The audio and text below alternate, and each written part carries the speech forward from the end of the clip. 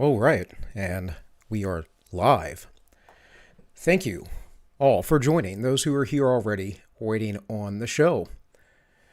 Hopefully, that might have been a little bit much. Hopefully, my audio is a little louder today because I messed with some settings to see if I could get my audio up. I know when I watch replays, I have to mess with my audio if I play any clips or anything. So hopefully, my voice is coming across a little louder now, and you guys can let me know. I'll continue to try and figure that out because I would like to have a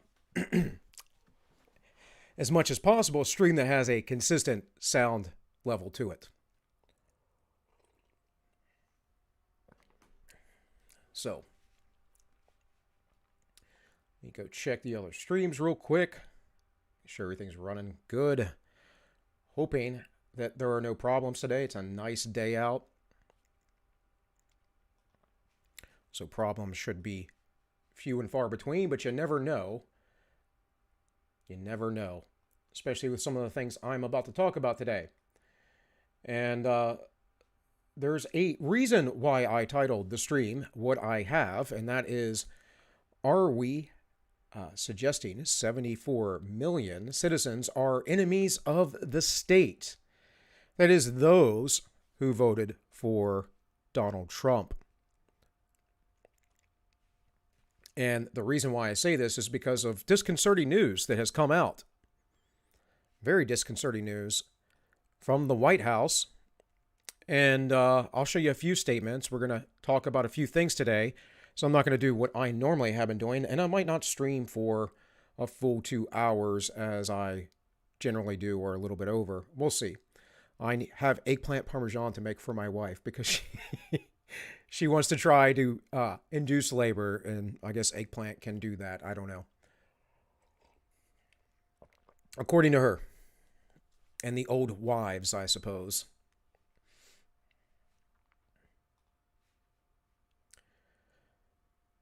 So, folks, if you hadn't seen, Merrick Garland, the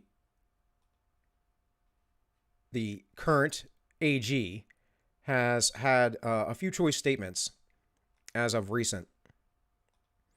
And first, I want to play this one, and then I'm going to juxtapose that with another video. As always, let me know how the volume comes across, guys. If it's too loud, too quiet, whatever, if you're in the chat.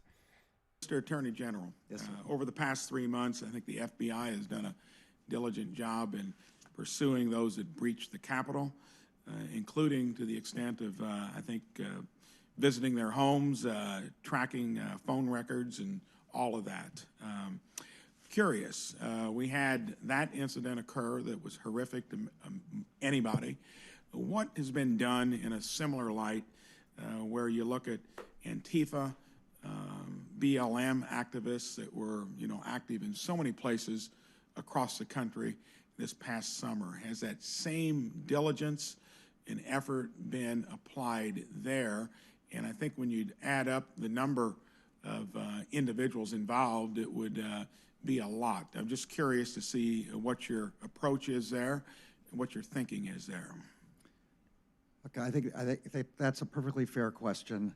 The events that you're talking about all took place long before I was at the Justice Department, so I was not there for the purpose of organizing the response, supervising the response, figuring out how many people should be involved in the response.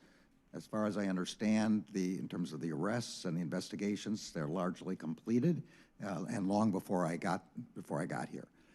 The January 6th event occurred the day, I think, before my nomination, and as you can imagine, it's burned on my mind, and I promised that I would focus on that, and I have. And so I can account for my behavior with respect to the way we organized the January 6th response. I am sure that the Justice Department last summer was equally diligent with respect to the response to the civil unrest at that time. I'm advised that we've spent $48 million in FBI, BOP, Marshals, and ATF during that period, not counting the the January 6th expenditures. In other words, related to the riots and so forth across the country. I'm going to describe it as civil unrest because Okay. riot has a legal connotation, but yes. And then Rioting has a legal connotation, but yes. In any case, he didn't really give an answer there, correct? He just kind of let it be. Hey, Holly, thanks for showing up.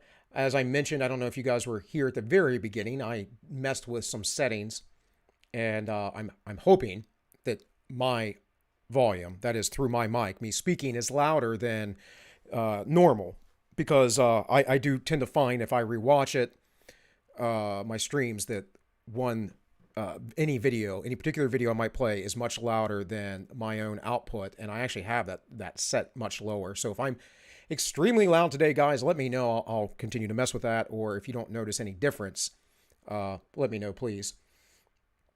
But also, just real quick, I was having connection issues, at least according to YouTube, so I stopped the DLive stream, and I'll go in and figure out how I can run that through my graphics card so it's not all trying to be ran through my CPU. More waffling than Belgium. A little bit. So there was that, and I'm sure you all have seen the news from the other presentation he gave here, which, is this it? I thought I had it pulled up here. Mr. Attorney. That's the wrong one. Give me 1 second, guys. This is it. Now, this was part of a big, long statement given on the 15th that is about 20 minutes, but I'm only going to play the relevant portion to this discussion. In response to these many and serious challenges, the national strategy today seeks to confront the threat from all angles. The strategy rests on 4 pillars, each of which is essential to support the whole. First, our efforts to understand and share information regarding the full range of domestic terrorism threats. Second, our efforts to prevent domestic terrorists from successfully recruiting, inciting, and mobilizing Americans to violence. Third, our efforts to deter and disrupt domestic terrorist activity before it yields violence. And finally, the long-term issues that contribute to domestic terrorism in our country must be addressed to ensure that this threat diminishes over generations to come. The national strategy recognizes that we cannot prevent every attack. The only way to find sustainable solutions is not only to disrupt and deter, but also to address the root causes of violence. We have not waited. Just to interject there, he had to take a sip of water. That happens, but I wonder if he had to prep himself to espouse the nonsense he's about to espouse. Until completion of the national strategy to begin implementing it. At the Justice Department, for example, the FBI has increased the domestic threat information it provides to our state, local, tribal, and territorial partners, is enhancing training provided to these important partners, and continues to work closely with them in our joint terrorism task forces. Through the anti-terrorism advisory councils that we have established in every U.S. Attorney's office across the country, we are strengthening our domestic terrorism-related prosecutorial resources and expertise. Our civil rights and national security divisions are working more closely than ever in determining whether a given investigation should be handled as a hate crime, an incident of domestic terrorism, or both. This will ensure that we consider all appropriate criminal offenses and that whenever we encounter domestic terrorism, we treat it for what it is. Through a directive we issued earlier this year, we are ensuring that we carefully track investigations in cases with a domestic terrorism nexus, and our grant-making components are dedicating additional resources to helping states, localities, and others focus on the threat. The Office of Community-Oriented Policing Services, for example, has started prioritizing grants to local law enforcement agencies committed to community-based approaches to combating racially motivated violence and domestic terrorism. And here's the rub, folks. Racially motivated violence. Now, we all know that if you're not a white person, the motivation doesn't matter regardless of the violence. And he's about to lay it out here. The threat is white supremacy.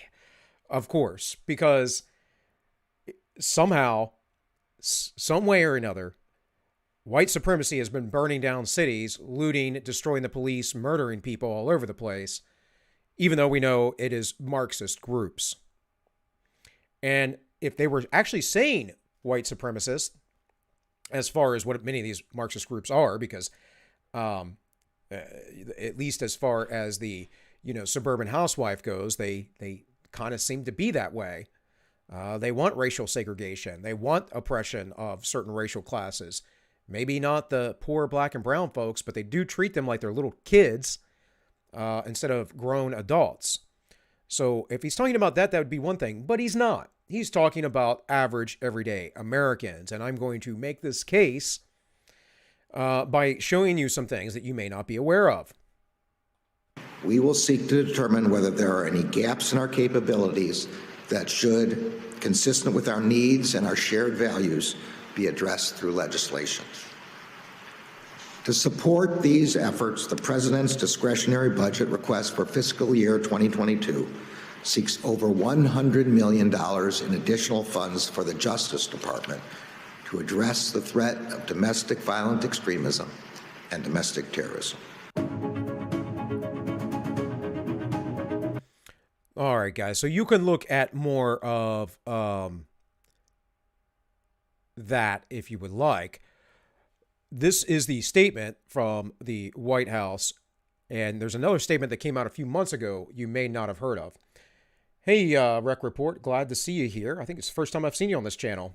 Appreciate you showing up, buddy. The real threat is cultural Marxism, scientific materialism, and cultural welfare. 100%. See Eric Voegelin's Science, Politics, and Gnosticism. Sounds like somebody I would like, because I think that most of this is Gnosticism, and that we are worshiping the methods of science. So I'll pull that up real quick. Maybe if I have time, man, I'll pull it into the show later. Oh, I see it's a book. Okay. Yeah, I'm not aware of the author, but I have come to the same conclusion myself, at least according to that title. So, on his first day in office, President Biden directed his national security team to lead a 100-day comprehensive review of the U.S. government's effort to address domestic terrorism, which has evolved into the most urgent terrorism threat the United States faces today. So before it was the Taliban and Islam, right after 9/11, and that perpetuated the idea of going to a war. Then the Obama administration came in and they downplayed that, allowed ISIS to build itself up, pulled troops out, left equipment there, and instead of burning them out with thermite, which is what you do, instead they left them there to be used against us. So, though I do believe that the agendas are very similar from the Bidens, from the Bushes, this thing has changed a bit because they got what they wanted. They got the war. They got the perpetual wars. They have the established bases in the Middle East now that they would like, and over in Afghanistan and whatever else. And of course, we're not pulling out till September 11th now. If we do, it's not too far away. It's coming up here soon, but we'll see. And we'll see if there's an excuse why we don't as well. But yes, as we did all of that, right, as we allowed them to build up, as we went in there, we used whatever excuses. The media told us about WMDs, and they lied to us, and all those other things. Essentially, we decided to point to Americans as the new terrorists who want freedom and liberty and not an overbearing, centralized federal government. And again, I'm not suggesting that the Capitol insurrectionists, I'm not suggesting that they were all in the right. Some of them, though, the majority of them, I would say, were just people there who felt disenfranchised. Some of them were rioters. Some of them did do violent acts and stole things. There's no way around that, folks. They should be prosecuted. But they probably shouldn't be treated like terrorists unless they were planning on burning the place down. And there is no evidence of that I'm aware of. And if there were, it would be highly public right now. The other day in the committee hearing that happened over January 6th, one of the representatives from Virginia, if I'm not mistaken, Representative Connolly, I think that's who it was talking about how he wanted 500 to be arrested and 500 more, and how terrible it was, and this was the most egregious thing ever, and that all these people died that day. One person died that day. Her name was Ashley Babbitt, and the man that killed her was a Capitol Police officer by the name of Michael Lloyd, who left his firearm in the Capitol building at one point, I think in 2015, and was not fired. The man was a lieutenant. I'm telling you right now, he's probably making $80,000, $90,000, $100,000 a year down there as a Capitol Police officer, not doing much of nothing, but wearing suits and walking around and doing regular security protocol checks. I mean, that's how it goes, guys. Holly says, we are running into lockstep with you. A Muslim family was run over in Ontario. Horrible. Orphaned the 9-year-old little boy. Government called it domestic terrorism and funding ways to end it. Aragon says, was it an incident or international? Or accident or intentional, sorry. It was intentional. The driver was mentally disturbed. There you go. Just like the weeb that killed the some of the ladies in the Asian massage parlor. He was obsessed with Asian women, but it was all about white supremacy.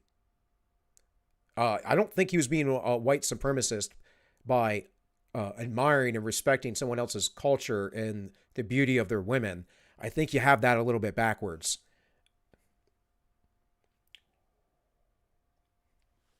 All right, let's read this statement from the White House.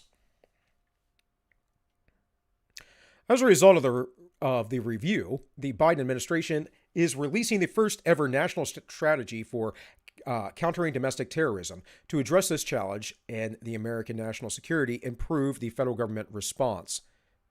We'll have that pulled up in a separate tab here. Domestic terrorism is not a new threat to the United States, yet it is a threat Americans have endured too often in recent years. At no point do I believe, I haven't read this yet, but do I believe we're going to be talking about Antifa or BLM or any other Marxist organization that may be out there, like the Black Panthers or the Weather Underground.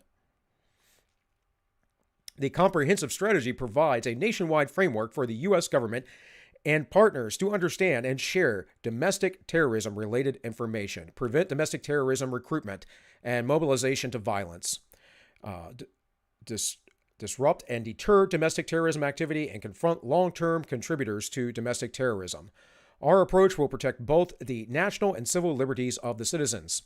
Are you sure about that? Because right now, you and your ATF nominee are really hardcore on banning firearms, which are a civil right, spelled out in the Second Amendment. And any arguments against that this is only for the military or a militia, is silly, because I can read to you all of the writings from the Founding Fathers. It is easily sourced and what they believed. They believed that the common citizen had to be able to own weapons, and they didn't believe in standing militaries. Any federal police force, folks, is technically a military arm. You have to understand this. So the ATF, the FBI, the DSS, the CIA, I know that's an intelligence force, but they do policing actions. And they do. The NSA, yada, yada, yada. There's 1,000,001 alphabet organizations out there. They are all basically paramilitary groups, as law enforcement usually is seen, and they might as well just be the military. They don't have the code of justice, the military code of justice, but they act with the same kind of impunity. And we know it's highly politicized. That's why the founders never wanted it. Under federal law, domestic terrorism is defined as activities that involve acts dangerous to human life that are a violation of the criminal laws of the United States or of any state. So Antifa and BLM, right? Appear to be intended to intimidate or coerce a civilian population. So Antifa or BLM, right? To influence the policy of a government by intimidation or coercion. So Antifa or BLM, right? To influence the policy of government by intimidation or coercion. No, this wasn't policy, but what happened with the Derek Chauvin trial? Or to affect the conduct of government by mass destruction, assassination, or kidnapping. Well, I'll give you the Boog boys on that one. But Antifa and BLM, right? And occur primarily within a territorial jurisdiction of the United States. Terrorism, domestic or not, is simply any sort of violence or threat of violence to gain political action. Now, I've mentioned this before, but some of you are newer here. I'm actually counter-terrorist trained from the military. That was largely what I did for the beginning of my military career. So, you know, I'm old. I haven't read all the manuals and all the lingo about it, but I'm pretty sure I know what I'm talking about. I know that was a long time ago, like I said, but nothing's really changed in the way that's conducted. And when we look at this, again, they don't consider those other people terrorists because they're not organized. They're just an idea, blah, blah, blah, blah, blah. But we all know on its face that that's just nonsense. This is all about a use of political means. This is like Antifa and BLM being the brown shirts in Nazi Germany, and the black shirts are, you know, the liberty-minded people. But again, this is why I am very wary and tell you not to go to these protests and stuff. If we look back at what happened in Michigan the other year, and they went to the Capitol building, the media totally played this out like it was just a whole entire insurrection unto itself. And the law enforcement officers allowed them in there. The people broke no laws. I got in a few arguments on the interwebs about it with people. But then Carlin Born-Seco had the folks on their channel and whatever else.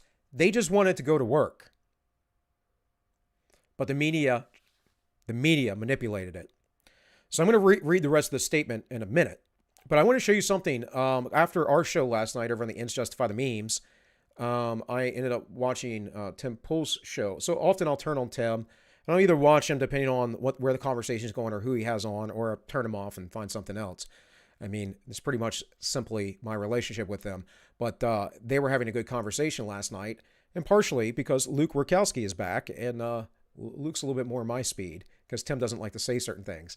But this conversation is all about the media manipulation. Now, if you didn't know, there was a lady in the Houston ABC office, or sorry, ABC, Fox News office, not Fox News like the national organization, but local affiliate, who wasn't allowed to get her stories across. So Project Veritas broke a story about her and the stuff that they were burying. And this is what Tim and the crew talked about last night. And it is a highly important conversation because everything that you see out of the legacy media is controlled opposition, including what comes through Fox.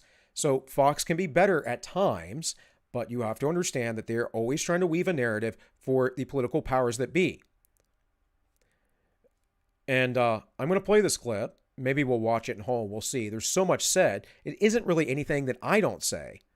In fact, one of the things, some of the stuff that Tim said last night is stuff that I say all the time, especially about these people thinking that they are gods and wanting to control everyone. Well, let's go back to that thing you were mentioning. Let's see. I think I have pull this up somewhere. Yes, we have it from Grabian News. Micah Brzezinski said, this is February 22nd, 2017. Our job is to control exactly what people think. Yeah. They do. Yeah. And what were they telling everybody in 2008, just before the big crash? Everything's fine. The economy's great. Invest in the stock market. Go buy a house. Go get yourself a loan. Everything's hunky dory. And they knew. Yeah. What were they knew. telling us in 2003? There's WMDs, weapons of mass destructions. They're working. Osama bin Laden is working with Iraq. They're making yellow cake, and they're creating and they're creating little small nuclear devices that will be blowing up in New York City. And then we could go on. We could go on to 2001 when they told everyone the air was safe to breathe down at Ground Zero when it wasn't. It was filled with asbestos. But the mainstream media, knowingly that previously, just a few months ago, was talking about the asbestos in the Twin Towers being white elephants. Just months ago, the New York Times, before 9/11, was talking about that. They were now reporting the air is completely safe to breathe at Ground Zero, even though it was filled with asbestos. And then, the criminality there. And you know, I'm sure it's because the local law enforcement said that, or the No. local Chrissy Todd Whitman announced that after the EPA got their results, fudged the data. The data went through Condoleezza Rice. Condoleezza Rice edited out that it was unsafe, that it was toxic, that it was going to kill people. George W. Bush then published the findings, gave it out to the mainstream media according with the EPA guidelines, and the EPA announced the air is safe to breathe, even though they edited out the findings. You hear EPA, and that is God to the Exactly. media. Yeah. The media. Government says it, it's You true. must, if the government says it, you cannot question it. That's my experience. Yeah, I was in from New the York other City. side. I was breathing that dust, Unless- and I'm pissed. All right, unless it's Trump. When Bingo. Trump was the government, everything he said was false. So we get that 2003. We get that 2001. We get that 2003. We get that all throughout the, Even Katrina, there was massive lies and total psyops there with what was happening on the ground. But look at last October. Yep. What happened? The New York Post put out a story, Hunter Biden, his laptop, and social media shut the story down. They said it was misinformation. We can't allow this. The spokesperson from Facebook goes on Twitter and says, "I'm blocking this information." These people, this is a religion. This is cult-like behavior. They don't care if it's true. They just the priests of their new religion have said it. Therefore, they must act, and they shut the news down. Then what happens after the election? Oh, that laptop story. Oh, that was true. Yeah. Yeah, like the media. Right, and we talked about this last night over on the Justify the Memes. It's whatever is politically expedient. And there were articles, there were surveys done. I think Rasmussen did this survey where they found that folks wouldn't have voted for Joe Biden having known about the Hunter scandal. And then when you go to people who watch nothing but the legacy media and you talk to them, they go, "Oh, no, that's not true. Oh, that's not true. That's not true." They're operating from a normalcy bias, and they're operating from a point of it's not cognitive dissonance, guys. They don't have that, but they're suffering from the Dunning-Kruger effect and also confirmation bias and backfire effect. Backfire effect is really important because backfire effect is when you tell someone new information and they're such a slave to the information that they hold that they just completely reject it out of hand and double down on what they believe. So you really have to understand this about human beings. Holly said in the chat she just watched this. You should really watch the whole show. I think I stopped it. I didn't watch the whole show, but I watched at least an hour and 15 minutes of it or so. And then I started watching our show, and then I went to bed because I didn't even finish our show last night. I did notice a couple of misspeaks. Like I said something about Michael Lloyd being in the Pentagon, and I didn't quite clarify my point, which this is why I rewatch these things. I didn't quite clarify my point on polyunsaturated fatty acids and their instability. That causes free radicals, folks. That's where I was getting at there if you watched the show last night. I guess after 5 hours of streaming last night, my brain wasn't as sharp toward the end there. But in any case, go watch this clip, guys, over on Timcast IRL, or go watch the full thing. It was an enlightening conversation about how the media works. This is why I watch Tim Pool. It's probably the best reason. Tim, I believe, also it's a form of news aggregate. I know a lot of people get mad at him. I see all the comments, Dim Fool and Pim Tool and all that stuff. Like, okay, sure. And all those people that say that stuff too, I wonder how dictatorial they would be once they might have power. I'm not arguing from a place where I want authority or power. I'm going to read this chat real quick because I see you guys were kind of chatting or talking back and forth in here. And yeah, the rec report had to leave, I guess, but hey, dude, no biggie. Come back and watch again. All right, you guys are talking amongst yourselves. There was a similar case in Edmonton a few years ago, and they tried to, yeah. And the incel that rented the van, yeah. I mean, that's the cases they always run into. So part of that was around the Christchurch shooting, and that's where I'm going to go with this, actually, because Christchurch was an ordeal. And there is actually a whole Christchurch call to action, but we'll get there, folks. We will get there. Let's keep with this statement from the White House. The review was rooted in an expert assessment of the domestic terrorism threat provided by the intelligence and law enforcement communities. An unclassified summary of that assessment was released in March so the public could see the key findings. It found that the two most lethal elements of today's domestic terrorism threats are racially or ethnically motivated violent extremists who advocate for the superiority of the white race. Are you serious? Show me the cases. Show me the cases, because I can tell you right now that the media does not report on cases of folks who are of particular ethnic minorities, right?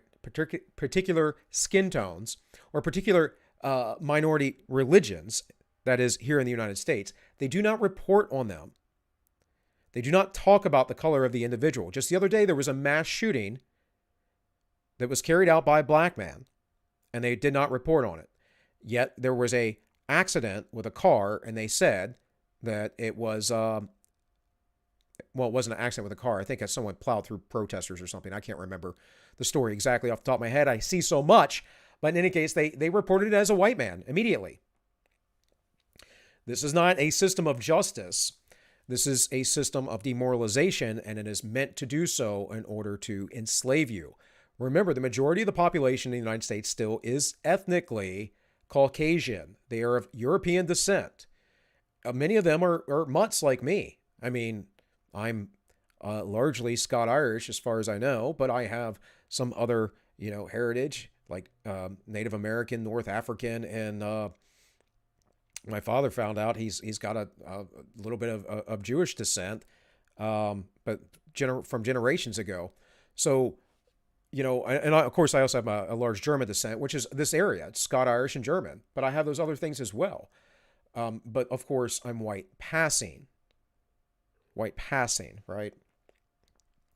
Anti-government or anti-authority violent extremists, such as militia violent extremists. What does that mean? Well, that is anyone like me. No, I'm not violent, but I'm just saying anyone like me who's like, I don't think that big giant government's a big deal. Like, we should have that. Antifa believes in all that stuff. Do they not? They boiled this down to 2 points. 2 points alone. Holly says, the full show was good. I can't believe Tim got Ivory on. Yeah, it wasn't hard. She's going to be working for him. I was telling my wife that as I watched it. No doubt in my mind. Because my wife said, oh, maybe she'll go work for James. James would hire her. She'd probably be a lot better than some. And I'm like, yeah, but she's too high profile. She won't do undercover stuff. I would guarantee you Tim hires her with him starting a media company. Hello, Yiz. Thanks for showing up. I rated that exposed segment on her broadcast live Monday, hired by Veritas, and then Tim yesterday. She's quite a week. Yeah. Scot-Irish, Welsh, Dutch, German, French, Native American, and the English can get bent. Yeah. Well, like I said, it's like to me these things don't matter. It's I'm just concerned about my local community more than anything. Having some homogeneity in the community. But yeah, we can keep going on through here. There's nothing stated here about, like I said, the real threats of the Marxists. And the reason why is because they've infiltrated the government, folks. They're in the government. It's why we have critical race theory in our government. But let's keep going. And also, I don't even know. I think what was it, the SPLC, which is a joke group, but them or the ACLU, one of them had listed there's only like 10,000 known actual white supremacists in the United States. So white supremacist groups, whatever else, it's something ridiculously small. It's it's absurd. To develop a government-wide strategy to counter domestic terrorists, the Biden administration consulted extensively with a wide array of experts across the U.S. government, as well as with leaders in Congress, state and local governments, academia. Well, that's, yeah. Those people aren't delusional in academia. No. Civil society, religious communities, and foreign governments. What? If it's domestic terrorism we're talking about, then why are we looking into foreign governments? Oh, I know why. Because foreign governments can spy on citizens without breaking United States code. That's why. Throughout the process, we embrace the protection of civil rights and civil liberties as a nation security imperative, as a national security imperative. One, why is that emboldened? Why is that like highlighted here? Two, we went over this already. No, you're trying to take people's guns away right now. So you don't care about that. You're trying to get rid of free speech. So you don't care about civil liberties. You have a two-tier justice system right now. I don't think you care about civil liberties. The strategy we are releasing today is carefully tailored to address violence and reduce the factors that lead to violence, threaten public safety, and infringe on the free expression of ideas. Well, how about then going and reforming Section 230 so that big tech can't silence people and their free expression of ideas? It is organized around 4 pillars, the core elements of how the Biden administration will improve the U.S. government's response to this persistent, evolving, and lethal threat to our people, our democracy, and our national security. We don't live in a democracy. We live in a republic. It's a representative republic. It has a constitution. It's not a democracy. It has 3 tiers of government that shouldn't be working together, but they're all in collusion.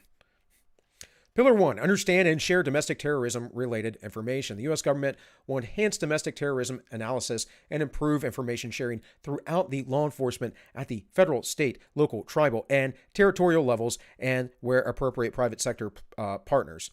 Okay, I can tell you right now that all of this is going to be garbage, junk intelligence, because it's always politically motivated. When I worked for the sheriff's department, we got reports about the sovereign citizens who do absolutely nothing. They just give cops a hard time when they're like, oh, the law, you're talking about maritime law and blah, blah, blah, blah, blah. So all this stuff that they believe, they're not blowing stuff up. We had Antifa members the other year trying to blow up an ICE facility, and they shot the man and killed him. If I remember correctly, he was trying to throw a propane tank in an ICE facility that had detainees there that probably would have killed the people he was trying to rescue. But white supremacy, that's the big scare. You know what else we were told were a domestic threat? The juggalos. I am not joking. We were told that MS-13 in my rural area was a threat because former MS-13 members who used to live in California or whatever had moved out this way. Well, a lot of those guys are trying to escape that past, but you wouldn't know that unless you got involved and you talked to these people. They don't want to be involved with it. I know this because I knew guys in the military who were part of gang life who wanted to get out of it. A lot of them are forced in when they're young. They kind of have to do it. They kind of have to join the gangs or they won't survive. And then they get away from it. And according to law enforcement, once you're a gang affiliate, you're always a gang affiliate. Now you can disavow, and we do this kind of stuff, and within the jail and prison systems where we mark who is what. You can't just say you're in a gang. There's actually a rating system. You have to have so many things for us to say that you are officially in there. But if they were saying sovereign citizens and the Juggalos and MS-13, which does not, I can tell you right now, does not really operate in this area, were the biggest threats. That's insane. You know who the big gangs are up here? It's the Bloods and the Crips, because they became national forever, and they're friends around here. They're not even really enemies. Dead Man Inc., which is basically, that works inside the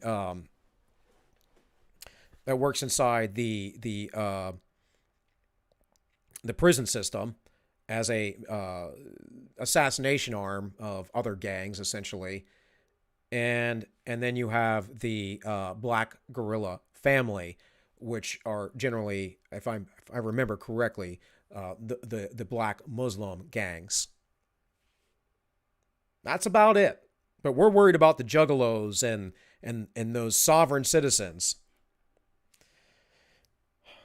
Just really out of touch folks. And I mean, I remember getting these security briefings, these lectures or whatever, and just rolling my eyes and being like, I think the Juggalos are just a bunch of dumb people who are really into ICP, who like doing drugs and hang out in the woods. They're basically a new form of hippie. That's all that they are. The Department of Justice and the Federal Bureau of Investigation have implemented a robust system to methodically track domestic terrorism cases nationwide.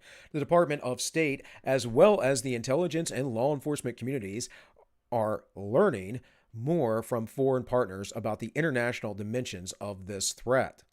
Well, if that were true, then they would be going after Antifa, right? But what they're looking at are all of the nationalist movements coming up. For instance, Matt Christensen mentioned on his show the other day that he finally got a hit piece. Now, he says this many a times because they didn't really go after him. They more or less went after Blonde as usual. But they mentioned Brittany Sellner, who you might know formerly as Brittany Pettibone. She's an author and a YouTuber. She married Martin Sellner, who is part of a group in Germany who is basically for national sovereignty and getting away from the large amount of migrants that have come through that are eroding their culture, because there is a dual-tier system of legalities for the migrants and the citizens. But they're white supremacists. White supremacists because they want to maintain their culture.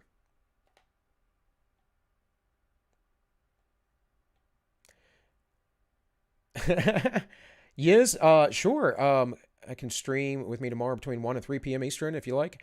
Sure, I can try to do that. No guarantees with me, obviously, as you know. I was saying earlier when I started, yes, I'm making eggplant parm for my wife tonight because she's been asking for it because she wants labor to be induced. Apparently, eggplant can help induce labor. So we'll see. We'll see. Juan Cholo, Antifa and BLM, are they real insurrectionists? 100%. 100%. I also saw that apparently James O'Keefe, that is, was on Viva Fry last night, my wife told me. I don't know if you guys watch him regularly. I do. I very much like to keep, aware of the larger YouTubers. I normally watch him with Robert Barnes more than anything, but, again, I thought Tim's segment last night was rather good as far as presenting to anybody, giving to anybody out there who doesn't understand how the media system works and believes that the legacy media is actual news. In fact, I know when you tell a lot of people, oh, that's just conspiracy theory or whatever, I don't believe in that stuff. It's like, these are little journalists who worked in the system saying this. You think they're making it up? I mean, I can show you writings from these people. Tim pulls up Mika Brzezinski's statements. Oh, Big Z, her father, Zerbignew, he was very influential in this modern world government we live in. So I don't think she's going to be against any of that stuff. And of course, her and Joe Scarborough believe that they get to dictate to you what to think. I always say, go read H.G. Wells' A New World Order, or what was the other one? I can't even remember his other book's name. Oh, The Open Conspiracy. Or go read Edward Bernays. Edward Bernays in his book Propaganda. I've read it on here, pieces of it before. So I'm sure those are things I will in the future bring up as well. Let's keep going with this. As foreign terrorist organizations are specially designated global terrorists under relevant statutory criteria, the Department of Treasury, in coordination with law enforcement, is exploring ways to enhance the identification and analysis of financial activity of domestic terrorists. The Department of Homeland Security is enhancing its analysis of open source information to identify threats earlier and will create a structured mechanism for receiving and sharing within government credibility non-governmental analysis. This, my friends, is your neighbor calling the Stasi on you. Remember when they did this with the COOF? Fortunately, it was not overly used, but people will use it. You think if your neighbor has a problem with you, or someone at work or whatever, they're not going to call the hotline and say, oh, this is a domestic terrorist. You know, like the old trend of swatting.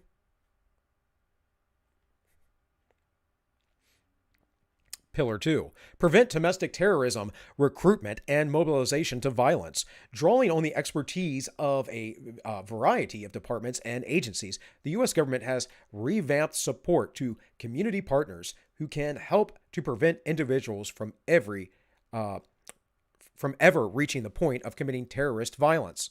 Also, we're going to stop Antifa and BLM. There's going to be no more riots of peace anymore, right? Merrick Garland said that they weren't riots. That's a technical term. They were declared riots by folks, by state governments, by city governments. What do you mean, AG Garland?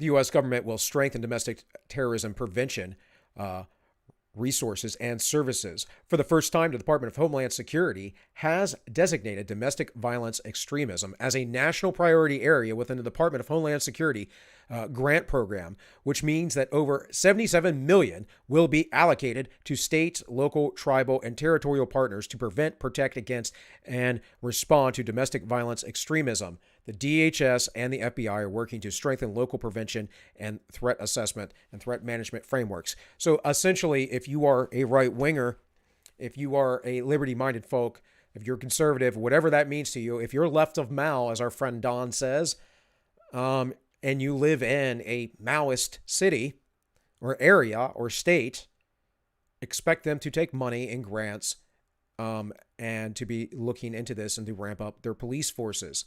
This, folks, is a means to which the federal government infiltrates the local police force through funds to make them, make them their lackey. This is what they do.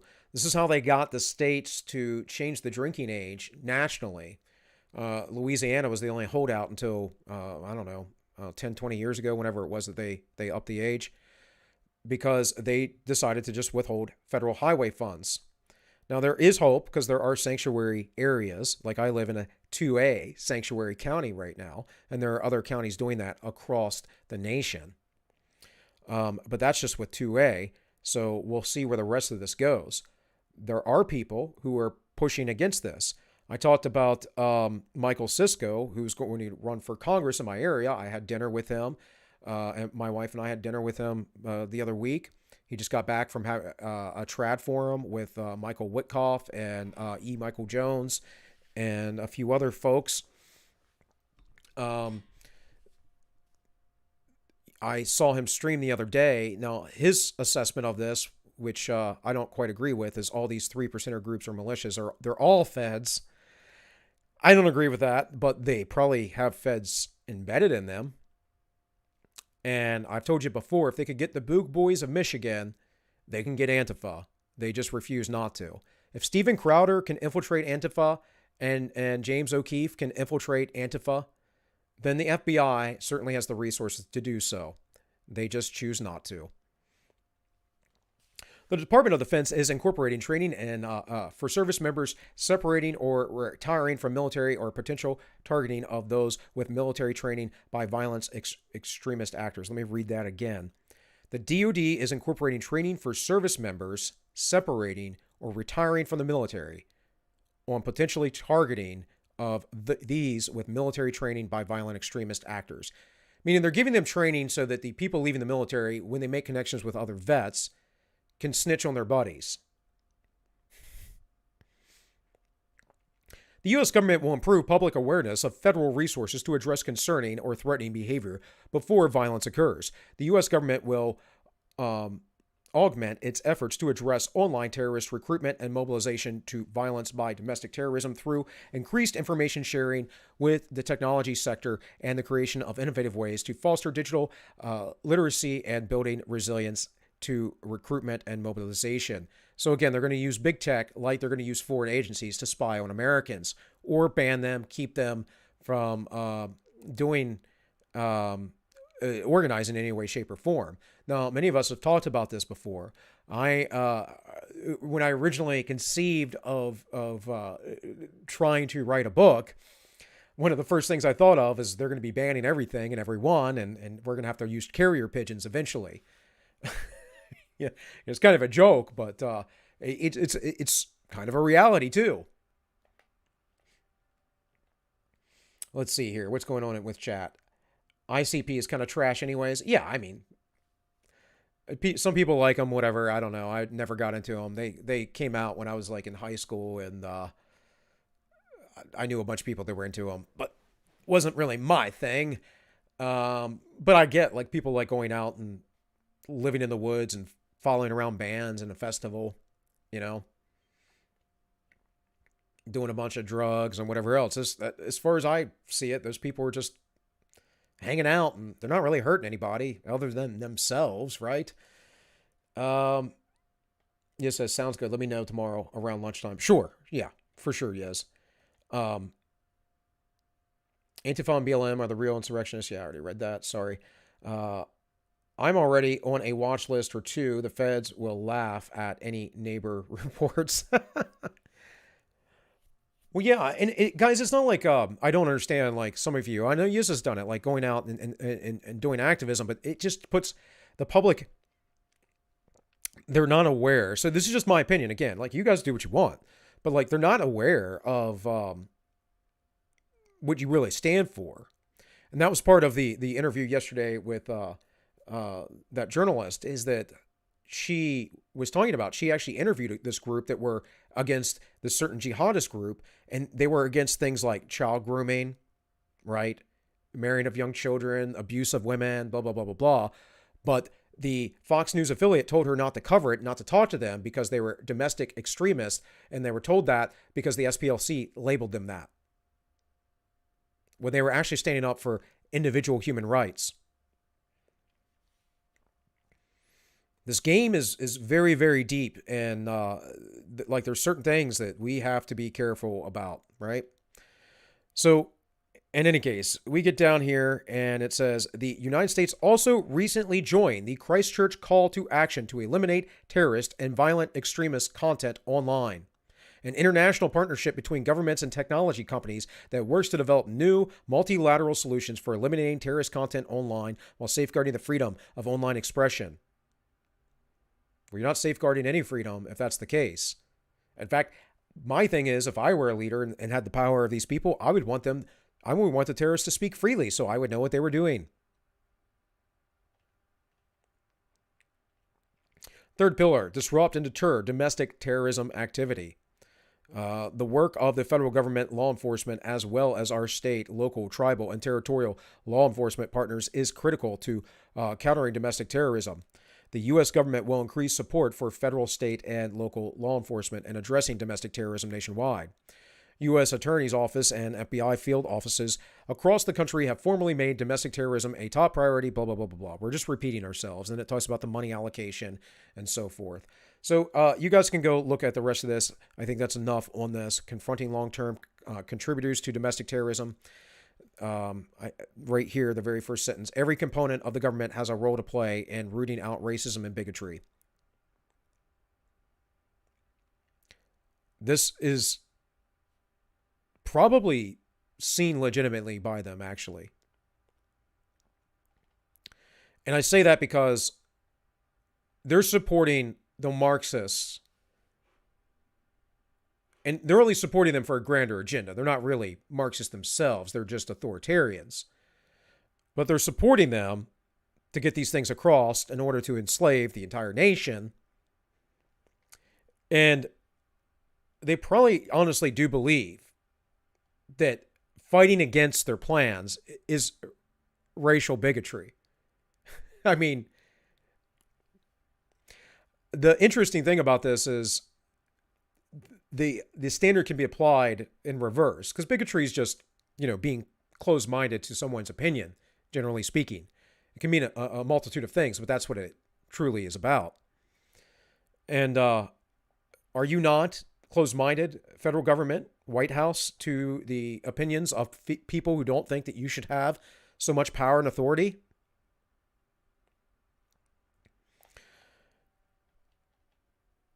There is pushback on some of this stuff, I will tell you. But, yeah, it's nutty. It's really, really nutty. Anyways, let's get back here. Juan Cholo says the FBI was created to take down the mafia and bootleggers. Right. Well, actually, it was organized before then, but it was used that way. It was given more power because of that. I say mission accomplished, and they should be dismantled and roll back the U.S. Marshal Service. Or roll back into the U.S. Marshal Service. Yeah, that would make sense. And U.S. Marshal Service has pretty much always been around for various reasons for policing state lines, crimes that go across state lines. But yeah, that would be correct. But they weren't created. They were created under Teddy Roosevelt, actually. And it wasn't expanded until the organized crime became a big deal under the Prohibition. As the plebs say, we're all feds. Yeah, it's dangerous to do activism, and we should stop. Okay, Grizz is in agreement. Yeah, I mean, I was in this spot when I started doing a YouTube, yes, so I know you were still doing activism out there, and a lot of people were, but my position was no, because it's just a way that they weaponize. They just say, look at these horrible Trump supporters, just like that woman who saw all the American flags the other day, the black woman that saw the American flags last week and was like, oh my goodness, the American flags, all these racists. What is wrong with you folks? We need to start treating this like war. We must build strong rural communities and have heavy police our own communities. Agreed. We have to build the parallel communities. Right. Yep, I 100%. And that's kind of like what I've been preaching, and the friends I've been collecting on the YouTubes. It's what everyone's been thinking. And I know some people that are pretty skilled tacticians and whatever else, and they think the same thing. And it's sad because no one wants to see it happen. But the folks that are actually pushing it are the folks in power. We're not pushing it. We're just saying we're not going to go along with your slave state, man. I just leave me alone. But they can't do it. They can't do it. So, and again, this is no call for action or violence. The only action I want is to go live off of my own community in the middle of nowhere. I want to go move to a more rural part of West Virginia, and I want to build a small community there of like-minded individuals who keep to ourselves. And we take care of each other and our families, and we create our own little town, if you would. So here's the 32-page National Strategy for Domestic Terrorism. I'm not going to go through this, guys, but this is the more in-depth, detailed plan. Perhaps I will cover this in the near future. So let's see here real quick. I'm going to close that one out. Bookmark this guy.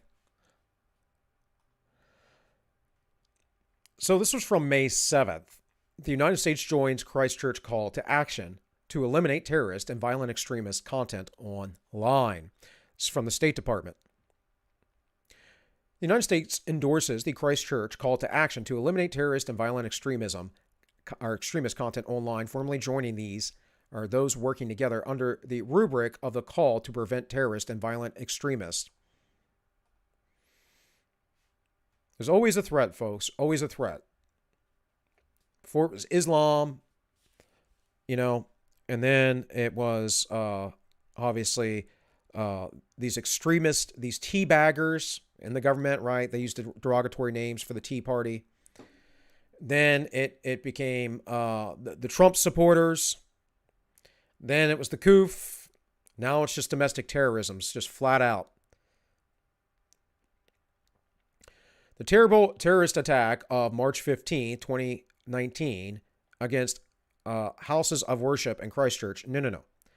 They killed a bunch of Muslims. He killed a bunch of Muslims. And it was sad to watch because I did watch it.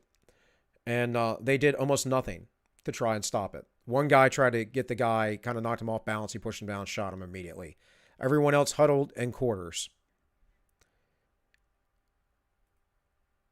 And the reasons behind this were not white supremacy in any way, shape, or form, although there was some rhetoric and language there, but it was eco-terrorism.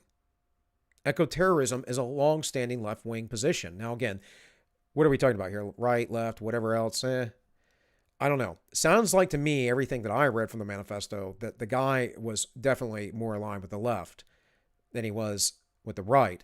And he was going after Muslims because they were overpopulating the earth through breeding.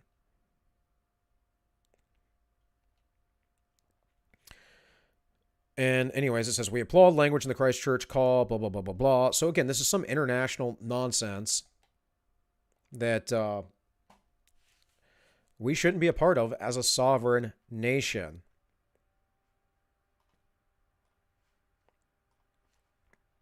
And I'll read to you guys at least the beginning of this, of the actual website. This is it, just christchurchcall.com. People looked in horror as for 17 minutes, a terrorist attack against 2 mosques in Christchurch, New Zealand, was live streamed. 51 people were killed, 50 injured, and the live stream was viewed some 4,000 times before being removed. No, it kept going back up. It was viewed more than that. I didn't watch it right away. I found it. And I didn't watch it to revel in it. I watched it because I wanted to see what happened, how it occurred, what planning he took, and I also read his manifesto, which I would read to you on here, but I don't know that I can. But I can point you into the direction to find it because it's not hard. This terrorist attack made clear once again the harms that can be caused by terrorist and violent extremist content online, a threat that continues to evolve. The attack was live streamed and went viral. I don't think 4,000 views is viral. 2 months later, to the day, New Zealand Prime Minister, French President, and brought together heads of state in the government and leaders from the tech sector to adapt the Christchurch Call. The Christchurch Call is a commitment by governments and tech companies to eliminate terrorist and violent extremist content online. Meaning, whatever they choose that to be. Whatever they think it might be, whatever it is, in their opinion. Juan Cholo. I want to keep saying Juan Carlo, which is why I'm stuttering when I say your name, partner. Juan Cholo, FBI formed by Teddy Roosevelt. I'm not surprised. When I was younger, I thought Teddy was so cool. When I've gotten older, I realized he was the militant Peter Pan leading the Lost Boys off to war. Yeah, I tell most people, everyone points out Wilson. And I'm like, no, it started with FDR. FDR was, or not FDR, Teddy Roosevelt. Teddy Roosevelt was a progressive, and he started really changing the country in that favor. And then he broke away, made his own party because the Republicans weren't going with him with all that.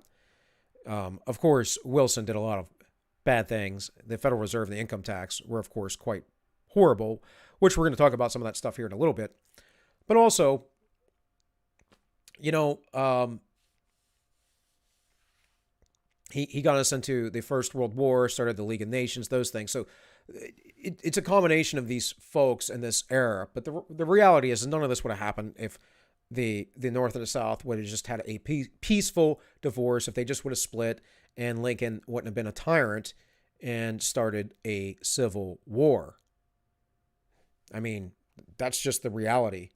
we would have had two different systems. Maybe the North would have went that way toward the tyranny, and the South would have remained constitutional in their new Articles of Confederation, or vice versa. It's hard to say, but either way, that was the end of the American Republic. So, let's see what else I got here.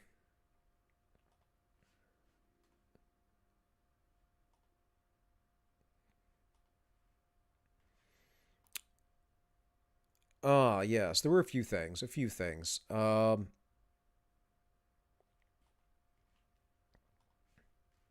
This right here, this was something I came across the other day via meme mining.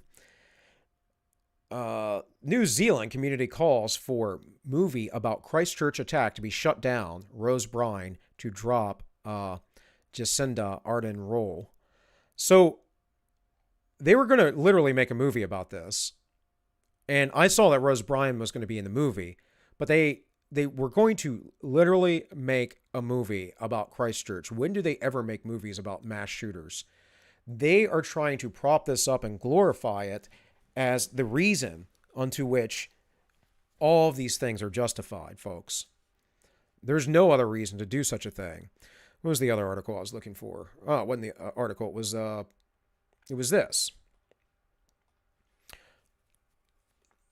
So, folks, if you want to read the manifesto and what it was really about and not have some opinions, you can do a quick DuckDuckGo search. It is quite long.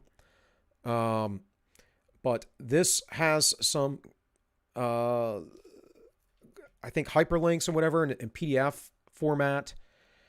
Here's one that's just straight online for Mill New News, or millnenews.com.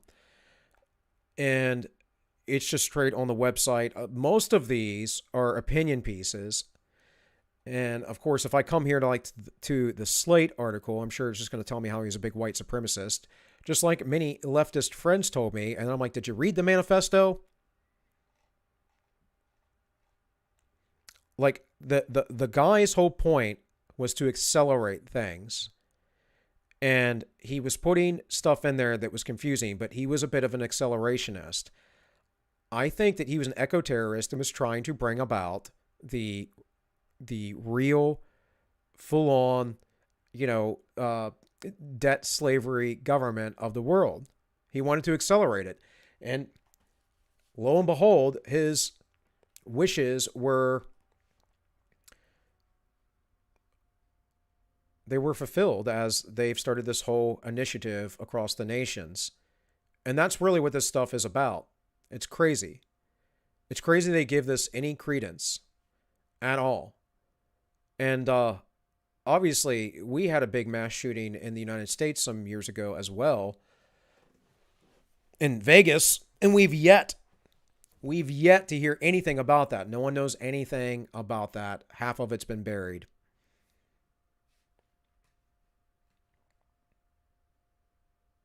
Yeah, he did say subscribe to PewDiePie thing. Again, I would let me see. Let me see what they do.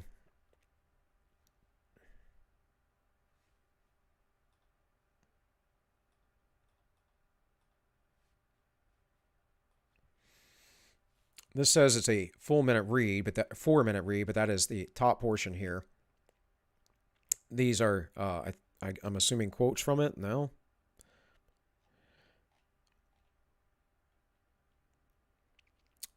What does it say? It says disclaimer. This in no way represents the Mylan News. That's what it is. Okay. And he calls it the Great Replacement, anti-imperialism, environmentalism, responsible markets, addiction-free community, law and order, ethnic autonomy, protection of heritage and culture, workers' rights. Do any of those sound like right-wing viewpoints? I mean, a lot of us are environmentally minded, but not in the way the left is. We want law and order. But responsible markets generally, if you talk about it in that way, we're talking about lefties. Anti-imperialism, we're talking about lefties. I mean, I don't want imperialism either, but we don't talk, people who are liberty-minded do not talk in that kind of rhetoric.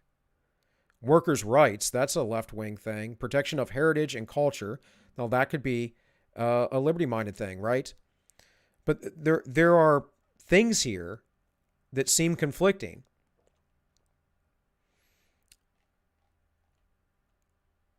And then he talks about birth rates, mass migration, white genocide, and then it's a Q&A. Why did you do this? To most of all, shows the invader that our lands will never be their lands. Okay. To take revenge for hundreds of years. To directly reduce immigration rates. Okay. To agitate the political enemies of my people into action. To cause them to overextend their own hand and experience the eventual and inevitable backlash as a result. What does that mean? To incite violence, retaliation, and further divide between the European people and the invaders.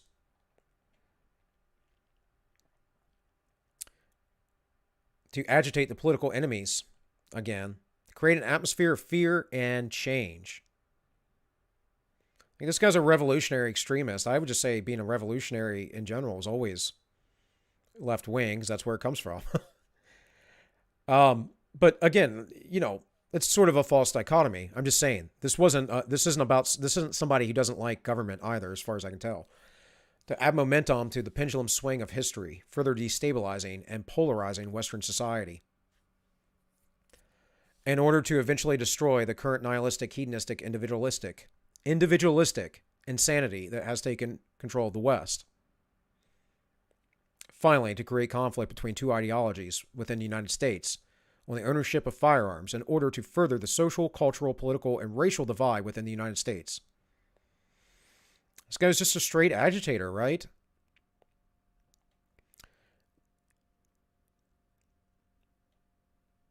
This balkanization of the United States will not only result in the racial separation of people within the U.S., ensuring the future of the white race.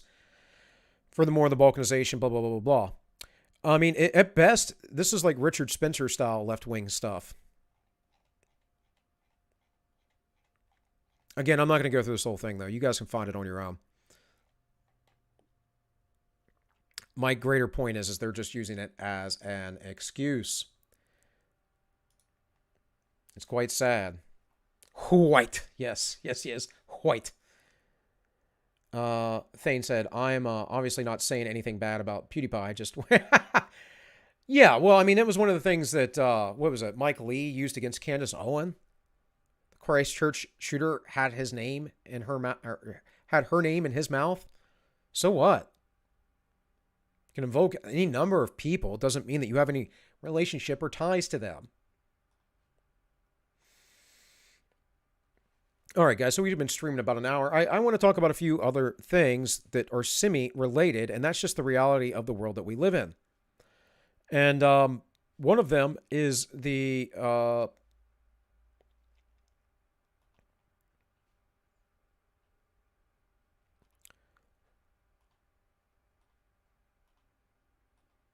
is the 10 planks of communism and their implementation here in the United States already. You know, Jeremy and Delaney were on the Justify the Memes last night, the night before, on their show, The Weekly Narrative. Jeremy let a random caller in on, because he'll stream using the app Stereo, which is audio only, and it's very, very left-wing trafficked. And this guy came on, and he was respectful and whatever else, but this guy was kind of talking like implementing Scandinavian policies here in the United States would be good for left-wingism. And he doesn't understand that the Scandinavian countries are less left-wing, that is economically central controlled, than we are. When you delve into the data, when you delve into how they actually operate things. But the lefties don't understand that they already have almost all of the basic tenets, or they do have all of them, of the Communist Manifesto in place here in the United States. So it's just a random article. You can find many of them. What is this? Linus Tech Tips? Yeah. Just a little forum thing. First plank, abolition of property and land and the application of all rents and lands to public purposes. So this says zoning, model ordinances proposed by Secretary of Commerce Herbert Hoover, widely adopted, Supreme Court ruled zoning to be constitutional in 1921. There were no zoning laws before this, folks. They just didn't exist because it wasn't seen as something to do.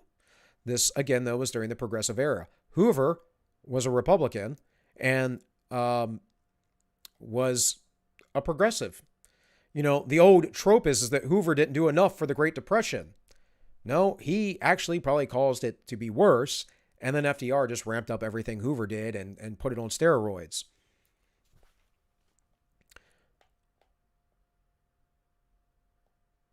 All right, yes, you take care. I'll see you hopefully tomorrow. Private owners of property required to get permission from government relative to the use of their property. Federally owned lands were leased for grazing, mining, timber usage, and fees being paid to the U.S. Treasury. So, again, Teddy Roosevelt started this, the National Park Service stuff. I'm kind of okay with that, sort of, but you have to have some way to allocate these lands. And what a lot of politicians have done, if you aren't aware, you can go do your own research on this, is they've allocated lands to be part of the federal parks around homes that they build so that no one can build around them. They have their own little oasis and refuge.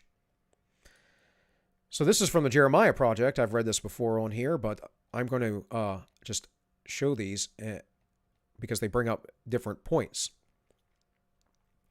Abolition of private property and the application of all rent to public purpose. The courts have interpreted the 14th Amendment of the United States Constitution, 1868, to give the government far more eminent domain power than was originally intended. Under the rubric of eminent domain and various zoning regulations, land use regulations by the Bureau of Land Management, property taxes, and environmental excuses. Number one cause today, the environmentalism. Private property rights have become very diluted, and as a result, private property in lands, vehicles, and other forms are seized almost every day in this country under forfeiture provisions and the RICO status of the so-called war on drugs. Then there are unconstitutional red flag laws. States are passing that empowers authorities to confiscate guns from law-abiding citizens. Private ownership of property are required to get permission from government relative to the use of their property. The NAIS, run by the branch of the USDA, considers your animals to be not yours, but part of the national herd. If they can force you to register your farm and your animal, you do not own them. They own them because they control them. You are only inventorying property and animals for their true owner, the federal government. And I talked about this the other day. We basically just lease our lives. We don't really own anything. Now, we do own things, but the government says it can take it from you without due process, mind you, at any point in time. So from the Mises Institute,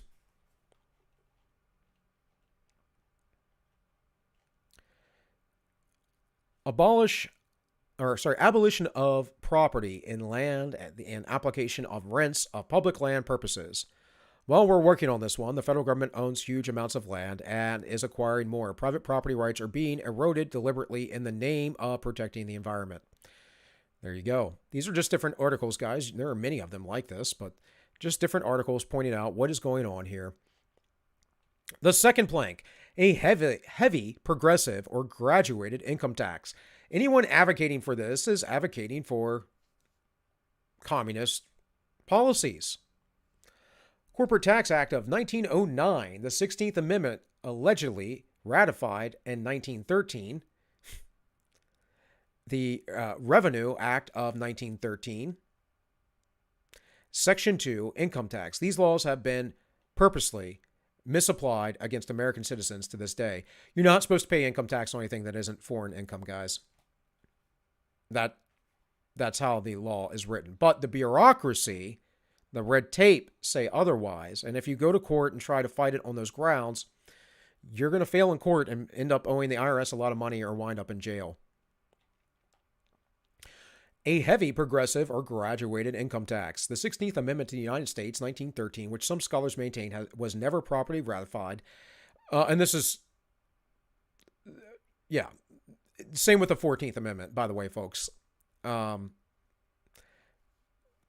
It's contentious. I'm not going to get into it, but this is a matter of who had power and who pushed this through and what the courts upheld.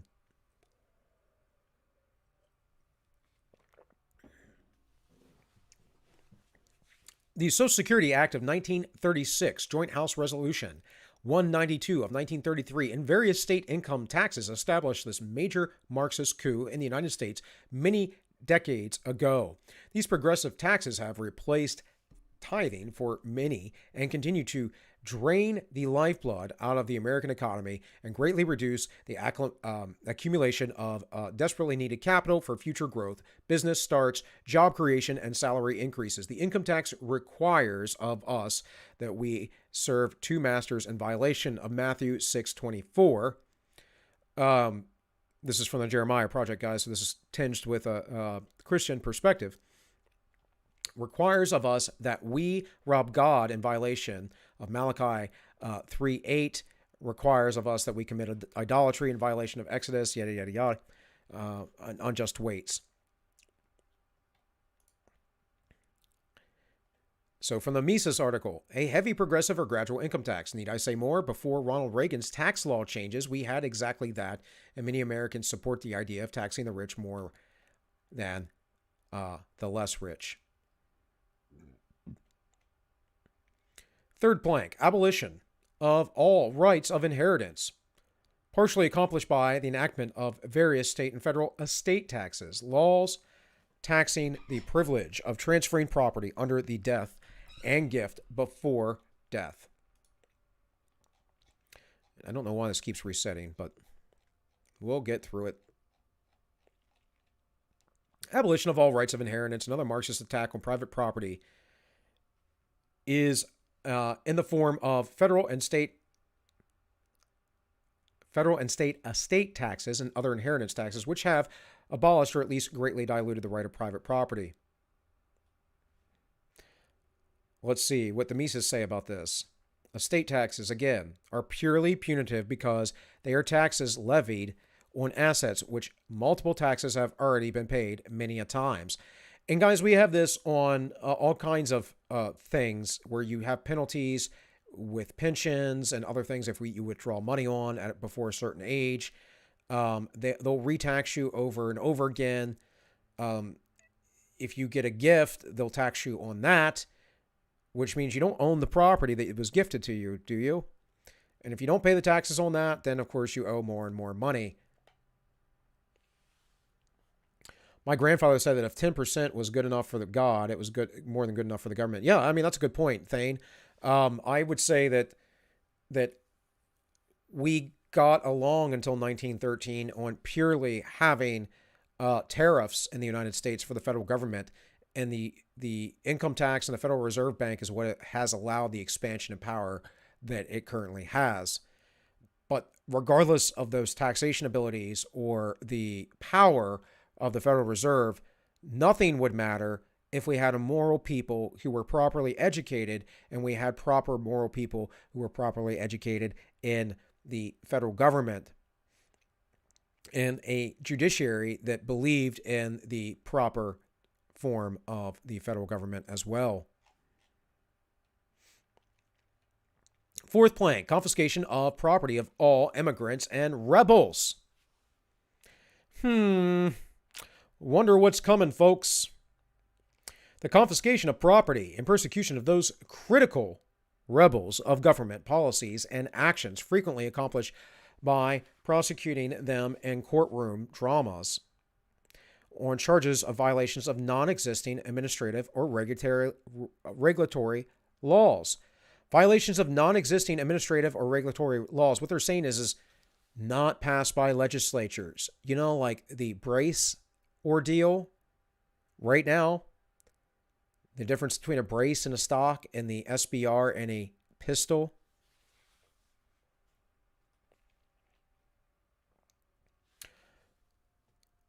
Confiscation of the property of all immigrants and rebels. We call it government seizure. Tax lines, forfeiture, Public Law 99-570, 1986, Executive Order 11490, Section 1205, 2002, which gives private land to the Department of Urban Development, Urban Development, and the IRS confiscation of property without due process. The U.S. government is preparing now for a massive confiscation of property of patriots who speak out or write against the government. That was the 1997 crime bill, terrorist bill, that he was referring to there, or the author is. Confiscation of private property. Well, our forefathers confiscated the private property of those who supported the British during the Revolution, and under the Racketeering Influence, the Corrupt Organizations Act, and other civil statutes. Property is being confiscated right and left in the name of the war on drugs, right? We talked about that earlier. Let's go backwards. It might make this a little quicker. Number 5 is the centralization of credit in the hands of the state. Well, yeah, the Federal Reserve, even though it's private, but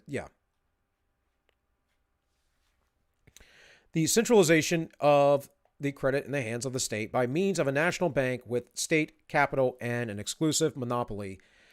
The Jeremiah Project reads, the Federal Reserve System, created by the Federal Reserve Act of Congress in 1913, is indeed such a national bank, and it politically manipulates interest rates and holds a monopoly on legal counterfeiting in the United States. All local banks are members of the Federal Reserve and are regulated by the Federal Depository Insurance Corporation, the FDIC, except for credit unions, which I highly suggest you use credit unions. Now, FDIC does back them, if I'm not mistaken, but I don't believe that they're part of the Federal Reserve System technically. Although privately owned corporations, the Federal Reserve Bank issues a fiat paper money and practices economically destructive federal fractional reserve banking. Keynesianism or MMT, modern monetary theory. It's just meant to enslave you folks. So this guy talks again about the Federal Reserve on this little forum post. The 6th blank, centralization of the means of communication and transportation in the hands of the state. Federal Radio Commission, 1927, again, progressive era. Federal Communications Commission, 1934. Air Commerce Act of 1926. Civil Aeronautics Act of 1938. Federal Aviation Agency of 1958. Becoming part of the Department of Transportation in 1966, Federal Highway Act of 1916, federal funds made available to states for highway construction. Interstate Highway System, 1944, that was built, by the way. Funds began in 1956. That was built, by the way, folks, for the military, not for you.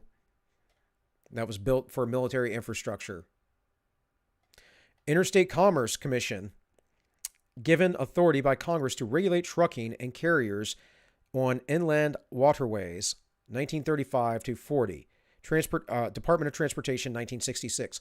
There isn't a single bill here referenced that is prior to the progressive era, that is prior to or during the Reconstruction era or prior to the Reconstruction era.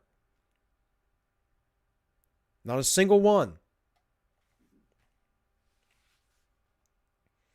Meaning that for the first 100 and some odd years of the United States' existence, they didn't think that these things applied. Now, granted, I know we didn't have radio during this time during that time period, but there were telegrams and stuff, and there was no of course, airplanes then until the Wright brothers. So that's another thing. But we didn't regulate the roadways or driver's license or any of those things.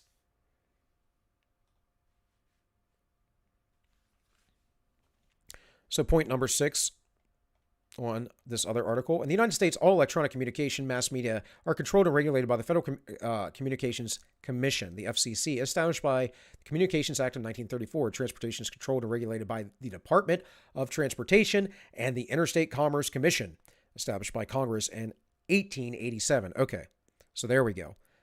1887, the transportation is controlled and regulated by the Department of Transportation. Now, I would say that to some degree they do have some right under interstate commerce for this, but only in maybe providing funding for the states to do the roadways. I wouldn't even say to take it away, but these are things that are legal debates that we could get into. But I don't want the federal government to have its thumb on everything. The Federal Aviation Administration, as well as the executive orders, I mentioned earlier, Highway Act of 1916 made federal funds available to the states for highway construction. And then it talks about the funding of the highway system, interstate highway system in 1944, and so forth.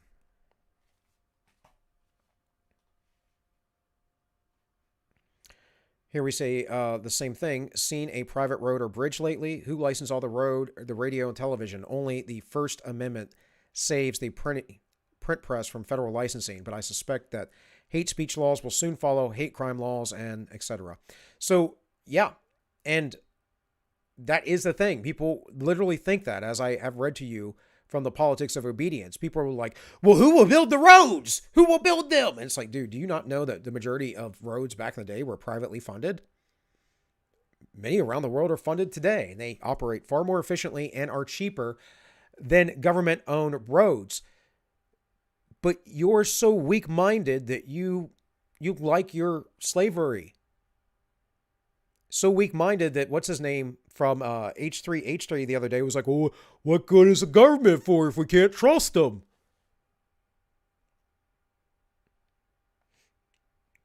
That dude gets millions and millions of views. Maybe their channel's gone down. I don't know. But I know that used to be a popular podcast.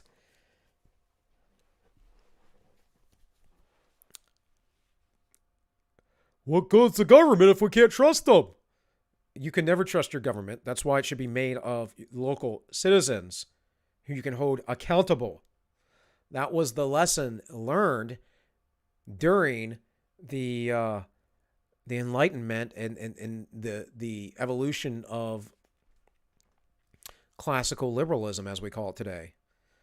Again, very distinct from modern liberalism, which is more libertine, or libertarianism. Libertarianism is in part of that classical liberal idea, but they have done a lot of things, I think, through the work of Murray Rothbard that have made them completely insane. That's just me. Extension of factories and instruments of production owned by the state. Well, the government runs many businesses, and some folks would like us to see it run more. Again, the points are quick here on von Mises, but on the Mises Institute website, that is. But we saw this with the production of wartime.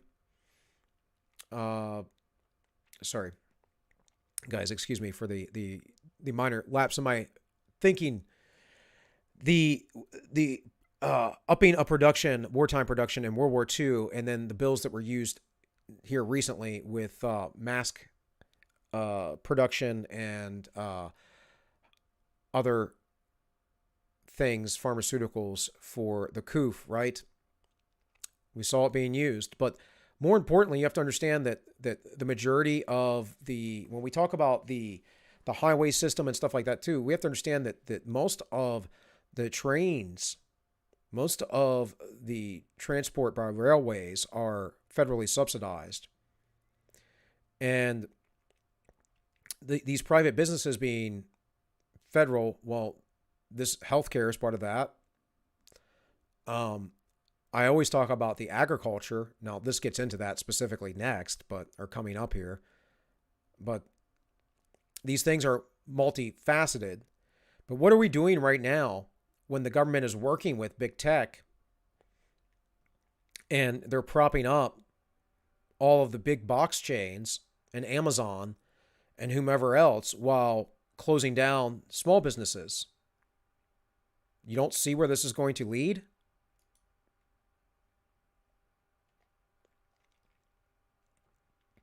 So the extension of factories, we call it corporate capacity.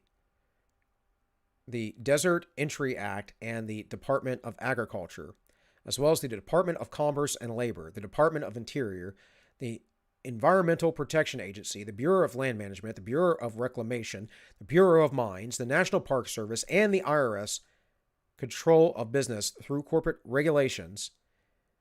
The Agricultural Adjustment Act of 1933 provided that farmers will receive government aid if and only if they relinquish control of farming activities. Trusting government, that's where you went wrong. What's up, Stan? I didn't even know you ever even come in to watch the show.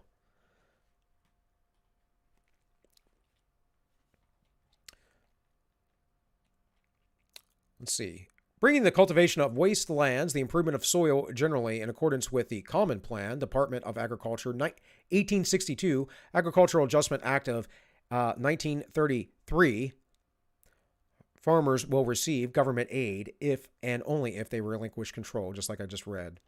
The Tennessee Valley Authority, 1933, with the Hoover Dam completed in 1936. Interesting. I'll have to go back to that 1862 bill. Interesting, that date there. Right around when we had a big old boog. The eighth plank. Equal liability to all labor. Establishment of industrial armies, especially for agriculture. First labor unions, yeah, that happened kind of organically, but it was propped up later on. And of course, that's why we have Labor Day, guys.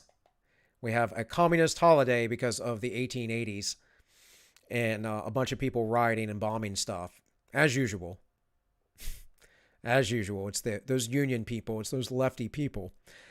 First labor unions, known as federations, appeared in 1820. They weren't quite the same. National Labor Union established in 1866. American Federation of Labor established in 1886. Interstate Commerce Act of 1887 placed railways under federal regulation. That's what I was talking about earlier. So again, this is during the Reconstruction period. And the Reconstruction period was quite authoritarian and was a big power grab. And I, to my mind, from what I understand of it, it almost seems like once the Democrats got into power and they were progressives, they were like, you know what we're going to do?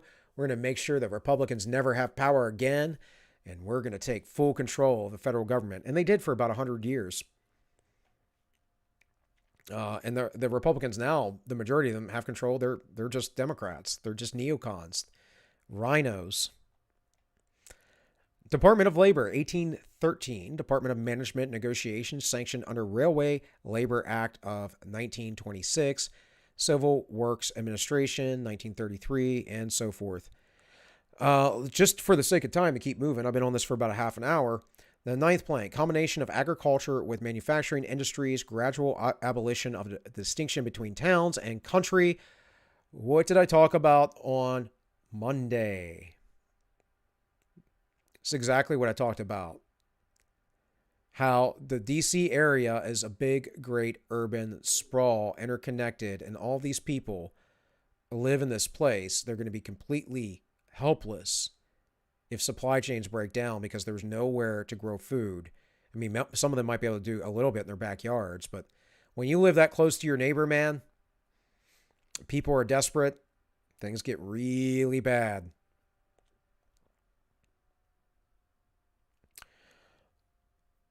It says gradual abolition of the distinction between town and country by more equitable distribution of population over the country. Now this they've reversed. This is why the UN will talk about sustainable development urban development, that is. They never talk about sustainable rural development. They want to depopulate the countrysides, and as far as I could tell, the southern hemisphere, and bring everyone into where there is infrastructure. This is why they don't do infrastructure work in Africa, folks. They don't care about it. They just want to destroy and mine the resources. They just want to plunder it. But they're all about moving refugees from Africa into European or Western nations. And then here it says, as an aside, food processing companies with the cooperation of Farming Housing Administration, foreclosures and buying up of farms, and cheating conglomerates. And right now we have banks, banking systems and businesses that have been backed up that won't even have to worry about being failed because they've already been told that they're going to be bailed out. They've been guaranteed by the Federal Reserve. The Federal Reserve owns 30% of all mortgage-backed securities right now in the U.S. 30%. That's nutty. They just make this money up, too, out of nowhere. Let's see what this has to say. Equal liability to all labor establishments. We call it Social Security, a social welfare scheme that takes the place of strict liability. An individual responsibility that violates the 10th commandment about lust and greed. You do not covet your neighbor's property. Let's see. It says the Department of Labor and it is seen as in minimum wage and slave labor, like dealing with our most favored nation trade partner, i.e. Communist China, which you all should just start calling West Taiwan. I highly encourage you referring to them as West Taiwan. Women in the workplace since 1920s, the 19th Amendment to the U.S. Constitution, the Civil Rights Act, and so forth. Combination of agriculture with the manufacturing industries. We call it Agenda 21. Well, there you go. Or Agenda 2030 is what it is now. Or the World Economic Forum. There are many front groups. The World Economic Forum is just the one that's big out in the open right now doing all the PR work. And that's why every major leader of the world and in small governments, local governments, you can find it, have said, build back better. In fact, let's do a little quick search of that. Let's look at that real quick.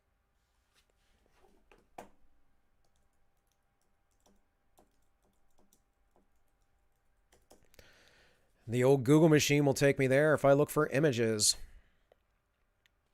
Well, we got Biden, we got Boris Johnson.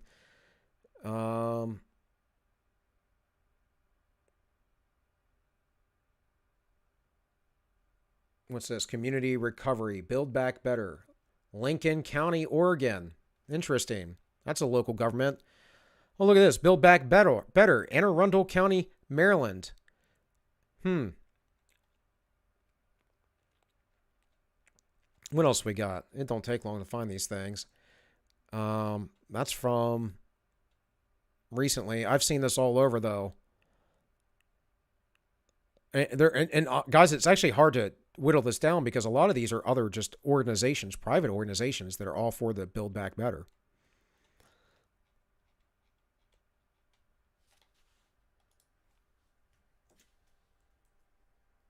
Let's go with local. Build Back Better Loco.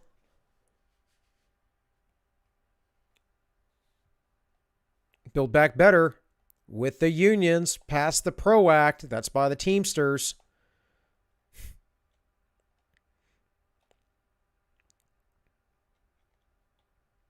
I wonder if I type in West Virginia.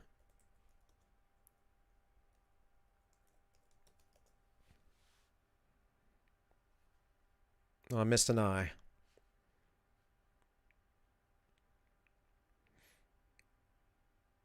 No, not quite seeing stuff there, but trust me, it is all over the place. Yeah. In any case, these should be highly concerning for you. You said, I keep my gob shut as much as I can. I might keep my various accounts alive as much as possible. Yeah. That was Sten. Juan Cholo said, during the big wave of immigration in the 1880s, a lot of anarchist communists fled Europe and hid out in the U.S. And yes, you're absolutely right. In fact, that was a big part of the labor movement. Good to see that you are quite well educated on that, because most people aren't. And Labor Day, guys, was a concession after there were a bunch of riots and a bombing in Chicago. So I want to let everyone know, just as a reminder, that there is an entropy. I'm not running the D Live right now because it said in the beginning of the stream that it said in the beginning of the stream that the bit rate, something was going on YouTube. So I just turned off the D Live stream. But if you guys want to make spicy comments, there is an entropy. Or if you just don't want to use Google Tech. And of course, you can donate over there. But also, please like, share, subscribe. Shill me out, guys. Help the channel grow. I do grow slowly. Every week I pick up a few subs. But, the more I can do, the better. And again, I want to organize people and get us out of this crazy situation we have found ourselves in of being led by a bunch of zombies and megalomaniacs. And I say that like they're truly zombies. These folks just go about their lives not knowing jack and just believing everything they hear. And then they tell you, oh, I'm not a conspiracy theorist. And it's like, neither am I. I'm telling you what's actually going on. And you're the one who is following liars who have a political agenda that are propping up the people with all the guns. There's a problem there. There's a problem when 74 million Americans might be seen as white supremacist terrorist threats because they don't believe in the all-expansive power of the federal government or the agendas of the left. There's a huge problem there. So finally, the 10th tenet is free education from all children in government schools, abolition of children's factory labor in its present form, a combination of education with industrial production.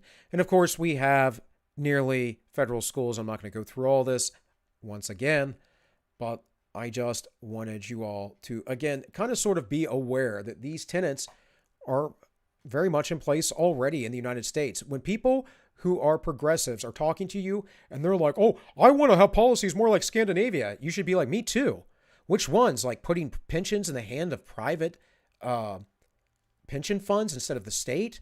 Or would you want freedom of choice in the schools where the money's attached to the child and we have basically free market schooling where our taxes pay for the schools based on how many children attend there?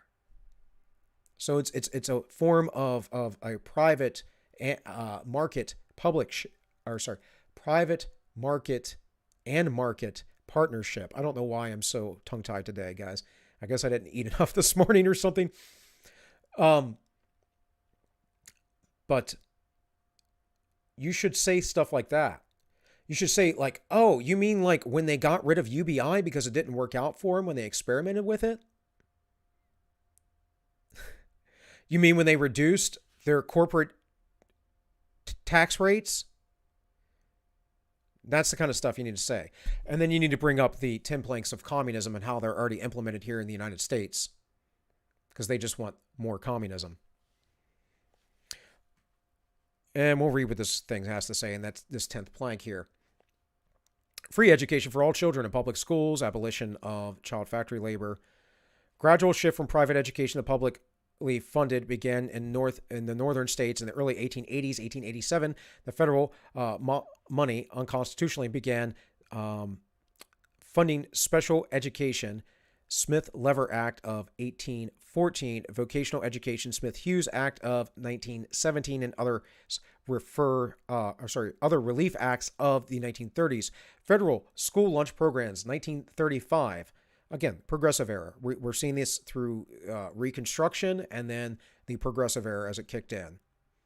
So I said, guys, the Republic died, the Constitution died with the Civil War. Make no mistakes about it. And any vestige of it that was left has been dead since FDR. National School Lunch Act, 1946. Yeah. National Defense Act in 1958, a reaction to the Russian Sputnik satellite demonstration. And again, if you guys want to read about this, go look up or find out stuff about this and you're not aware of it, go look up Scarlett Izzard-Bede.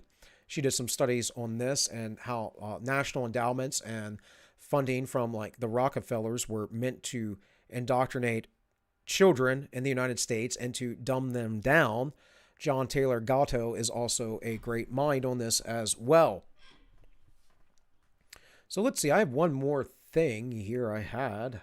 If I had this pulled up right, because I thought it was in here. Aha! This is it right here.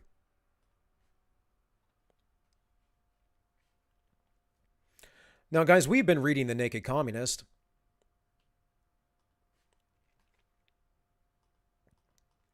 And I told you that there is a list in there that was read into the congressional record.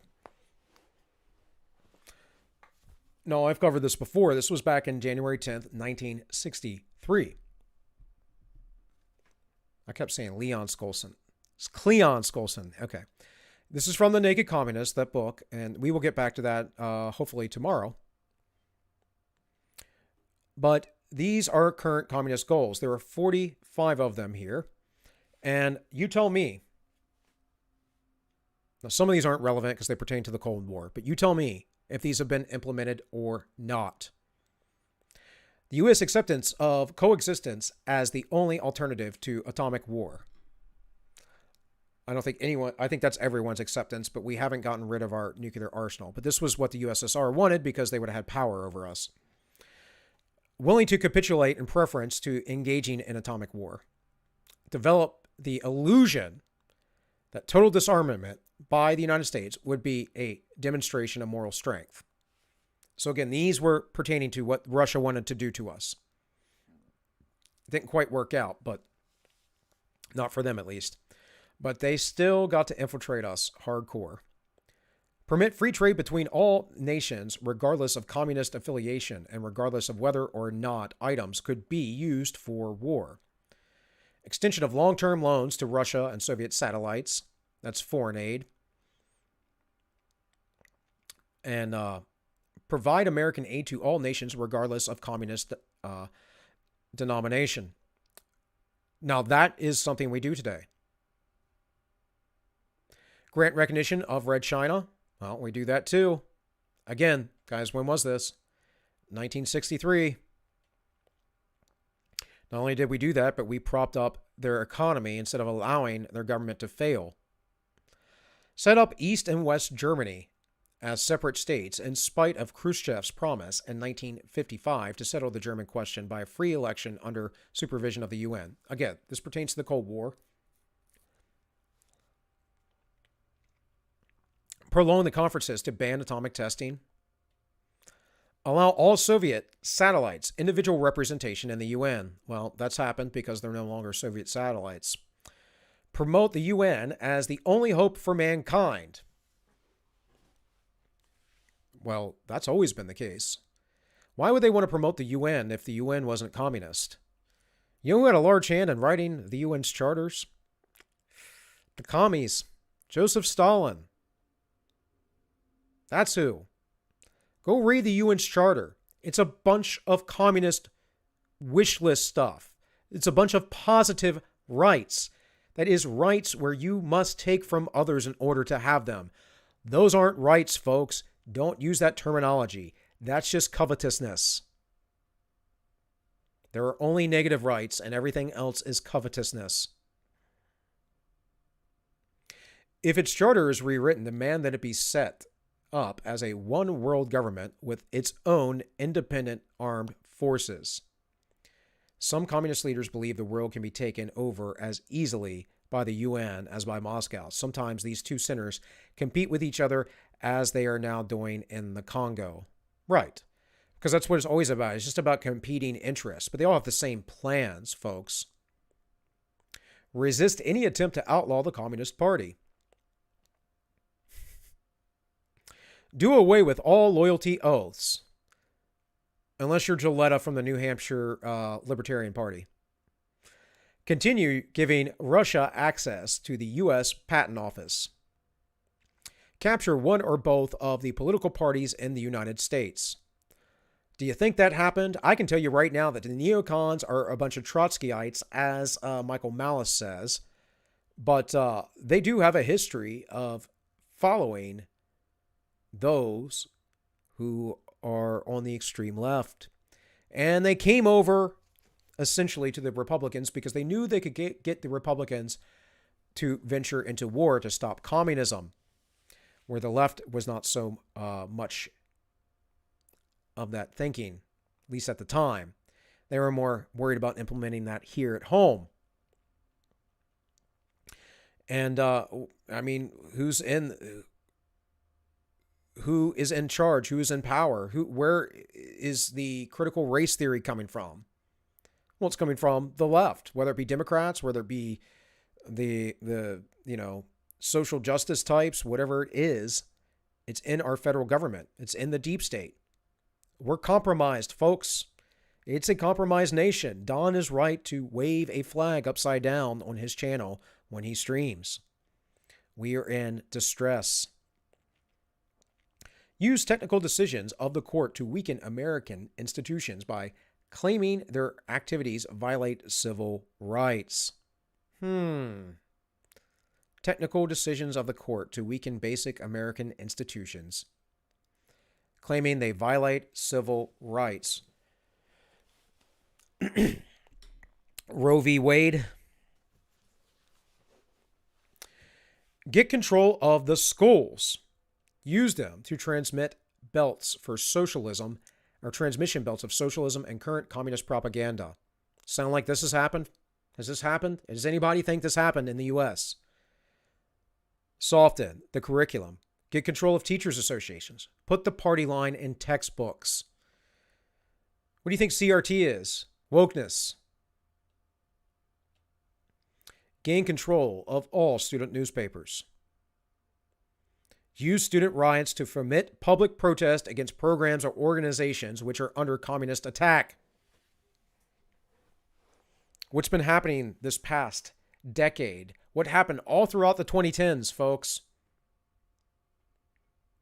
See, the reason why I can make predictions that are relatively right, true, and on point is that I know this stuff and I look at it and I review it as I'm watching it unfold. Patrisse Cullors said she's a trained Marxist. What does that mean? It means that she's trained in these tactics. The active measures that the Soviets take.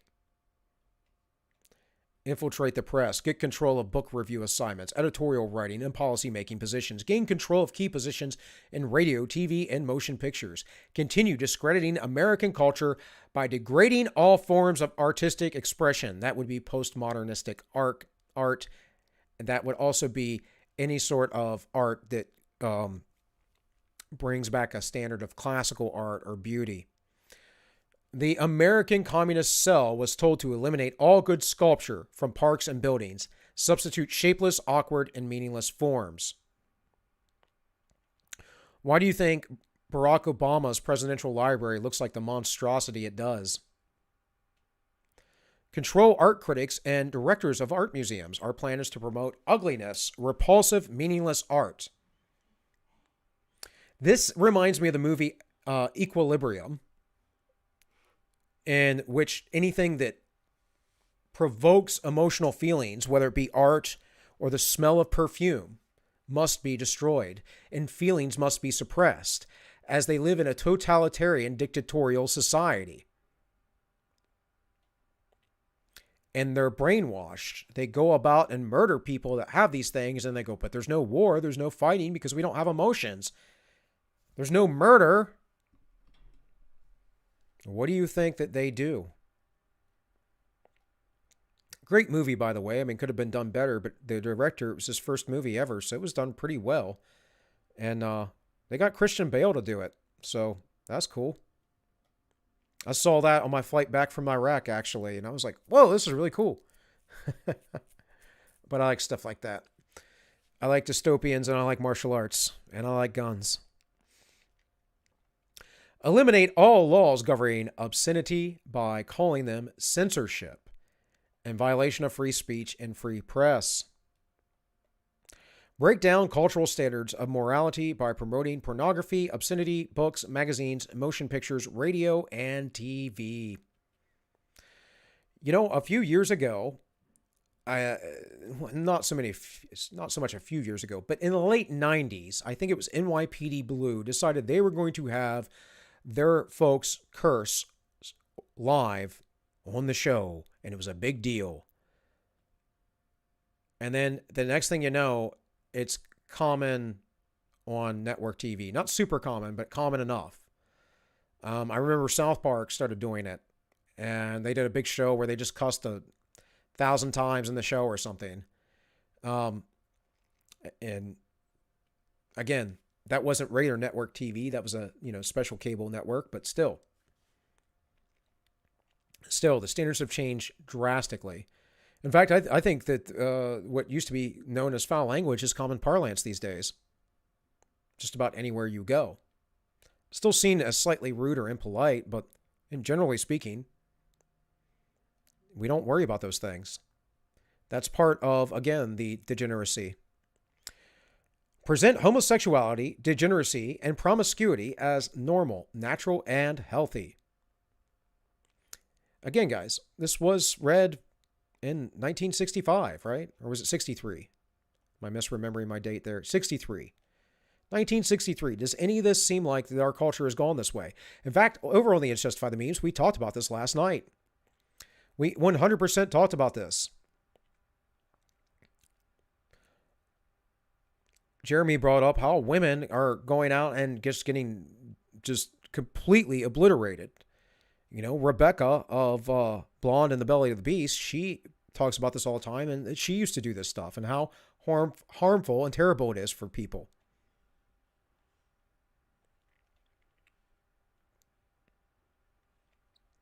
I jump ahead. I'm trying to find where I left off at. Capture one or both political parties. Oh, here we are. I got it. Infiltrate the churches. CRT is in the churches, folks. James Lindsay has covered this. He was on a message. Okay.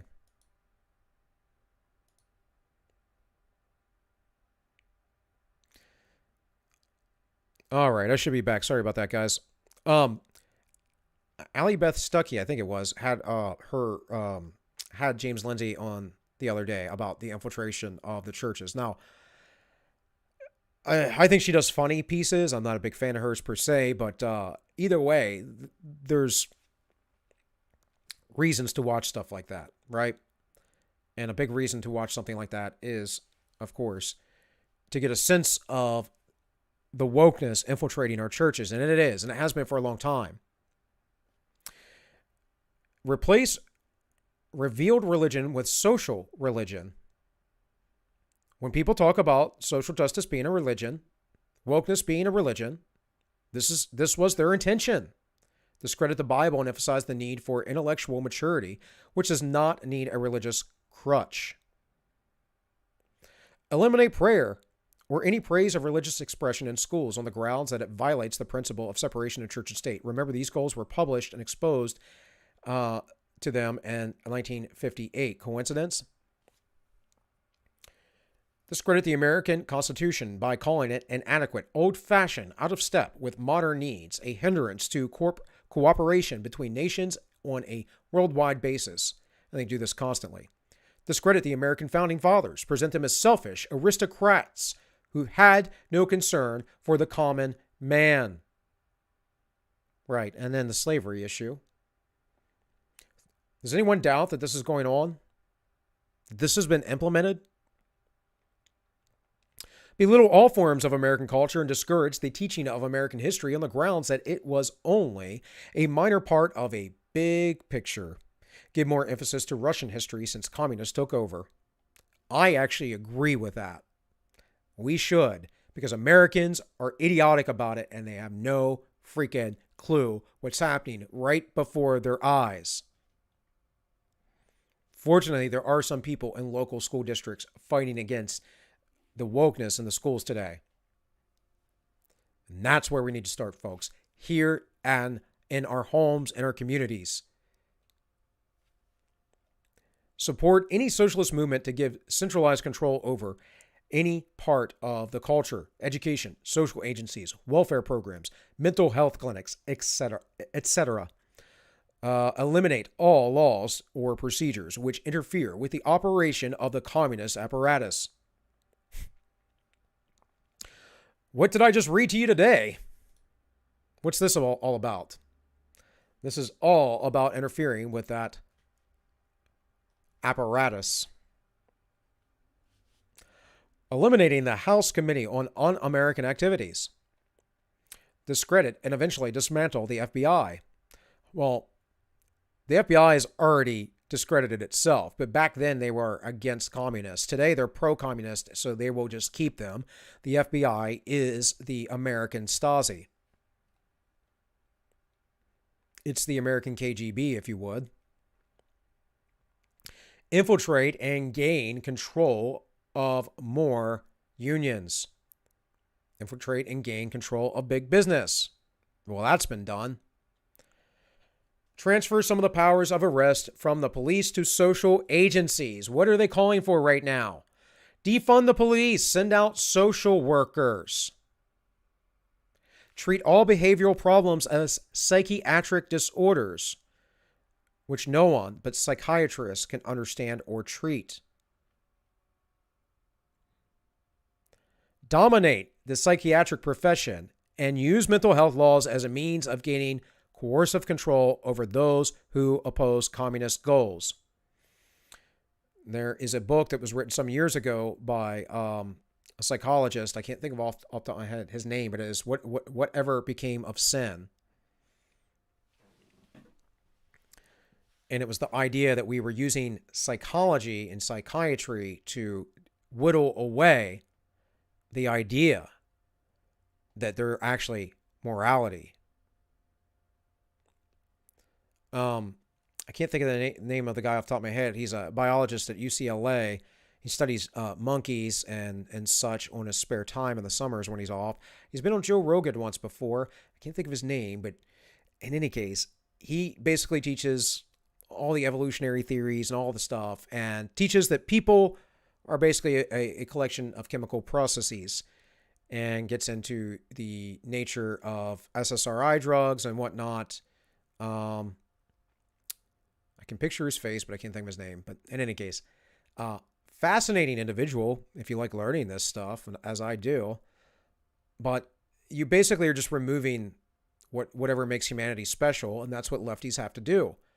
Because then you can just be fodder. You're just an animal. You're just someone in the way. And if you're someone in the way who doesn't hold their ideology, or the ideology that is best for all human beings, then you're an other, and others can go quite quickly. You're just trash. Dominate the psychiatric profession and use mental health as a means of gaining coercion. Here's another thing. They say this has been largely implemented with the poor black victim mentality, right? Well, we gotta let those people go. They don't know any better. They're just children. The soft bigotry of low expectations, right? They don't know any better. They've had a poor life. They've had a rough life. No one ever became responsible by being held unaccountable. Accountability creates responsibility, folks. Accountability creates leadership.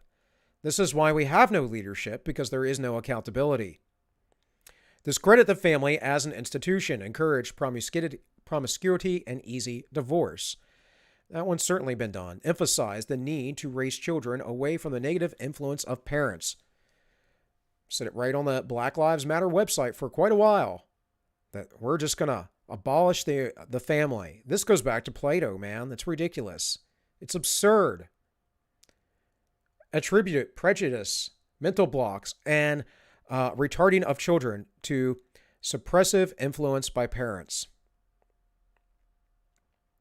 Why do you think everyone's ADHD today, folks? Especially little boys. Why do you think all of you are considered autistic who are highly, highly testosterone driven? You're interested in things, and you're all autists. I know it's a joke, but really, autism has risen tremendously in the diagnosis. Is that a chemical thing? Is that a real thing? Or is that a thing that we're just using because of the modern language of psychology and psychiatry? The other issue here is if you remove children from their parents, you're basically, again, removing the idea of your own manifest destiny, your ability to dictate your own life. That is what you wish to do and how to teach your progeny. And this is also a property rights issue because basically your children are your property. No one else has a right to take your child away from you. They're your genetic lineage. You created them. It's gross. All this stuff is absolutely gross and immoral. Create the impression that violence and insurrection are legitimate aspects of American tradition. They are and aren't, depending on what level you're talking about. But I'll come back to that part of the statement. That students and special interest groups should rise up and use united force to solve economic, political, and social problems. Well, I'll tell you where insurrection happened long before this. The Battle of Athens. And the vets that came back from World War II in Athens, Tennessee, got rid of a corrupt system that the locals were complaining about, that were ensconced and were not allowing them to have free elections. Now, the current constitution we are under, that we don't listen to, but that supposedly we're under, was implemented because of Shays' Rebellion.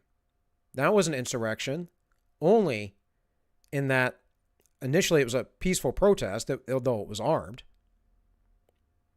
But then they started rioting and stealing supplies from people and preventing the courthouse from operating. The locals had sympathies with them, as they often do. We see this with, Antifa, Black Lives Matter, and the highly, prevalent areas that they operate in, like Minneapolis and Seattle, right?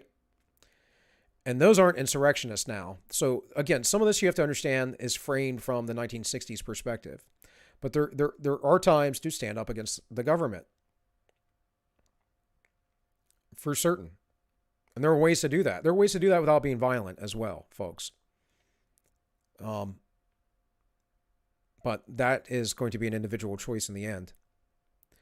Almost done here. It says, overthrow all colonial governments before native populations are ready for self-government. Internationalize the Panama Canal. Again, this is pretty much irrelevant today.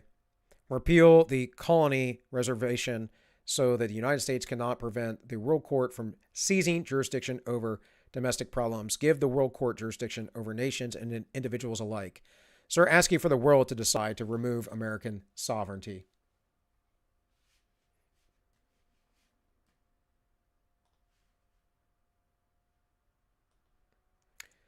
And that's it, folks, for me for today. I'll come back with tomorrow, probably, with some of the predictions from the past. We'll get back into the readings.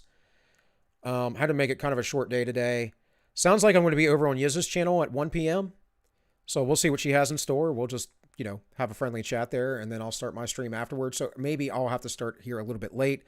So if I am late and gay tomorrow, instead of being on time at 3 p.m., it's because of that. Of course, my wife can always go into labor at any point from now onward. So, and when that happens, guys, I'll probably be dark, but expect some sort of message. I'll either put it in the community tab on the YouTubes, or I'll release a video message, as I often do, via my phone or something. But expect probably me to be dark for a week or two, given that we're going to have a newborn. So let me check the entropy real quick. Nobody over there today. So no biggie, though. I hope you guys appreciated this.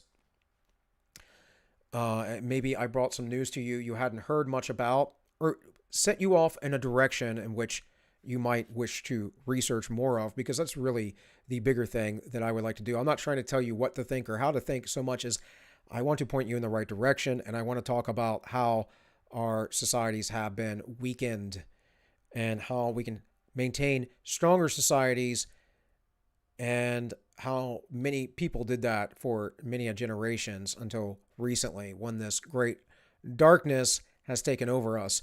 In fact, I think a lot of this, biblically speaking, is part of what is known as the Great Deception, right? That there would be a great falling away. That's another way you can put it, the great falling away, because many would be deceived. Juan Cholo says, wife and labor sounds like a valid excuse. Yeah, you would think, buddy. You would think. But, you know, you might be surprised in that the first hours, maybe even day of labor might not be that big of a deal. We might still be home. Not that I'm necessarily going to stream during then, but yeah. Labor is an interesting thing, the more I learn about it. So, and we'll see. You know, I've only done this once, and that was 17 years ago, nearly. And she was done in the hospital, and that's just what my ex-wife wanted to do and went through. And, you know, it was a long day, but I remember getting up at like 9 a.m. when her water broke, and my daughter was born at about 9 p.m. And my wife wasn't progressing, so it could have went way longer if they hadn't shot her out with Pitocin. None of that's going to happen with my wife now, because my ex didn't live intentionally, and my current spouse does, as I try to. And guys, when I say that, living intentionally, I mean literally intentionally plan out and take charge of your life in nearly every aspect that you can. Because if you are not, then you are going to be living by the means and the ways of the world. And that, my friends, is a road that leads to hell. So I'll get off with that. Thanks everyone for watching. Please remember, if you haven't, hit that like button, share, subscribe, shill me out elsewhere if you enjoy my content. And I hopefully will see you all tomorrow. So this has been All Minus One signing off. My name is Bill, guys, if you weren't aware, and I wish you all well.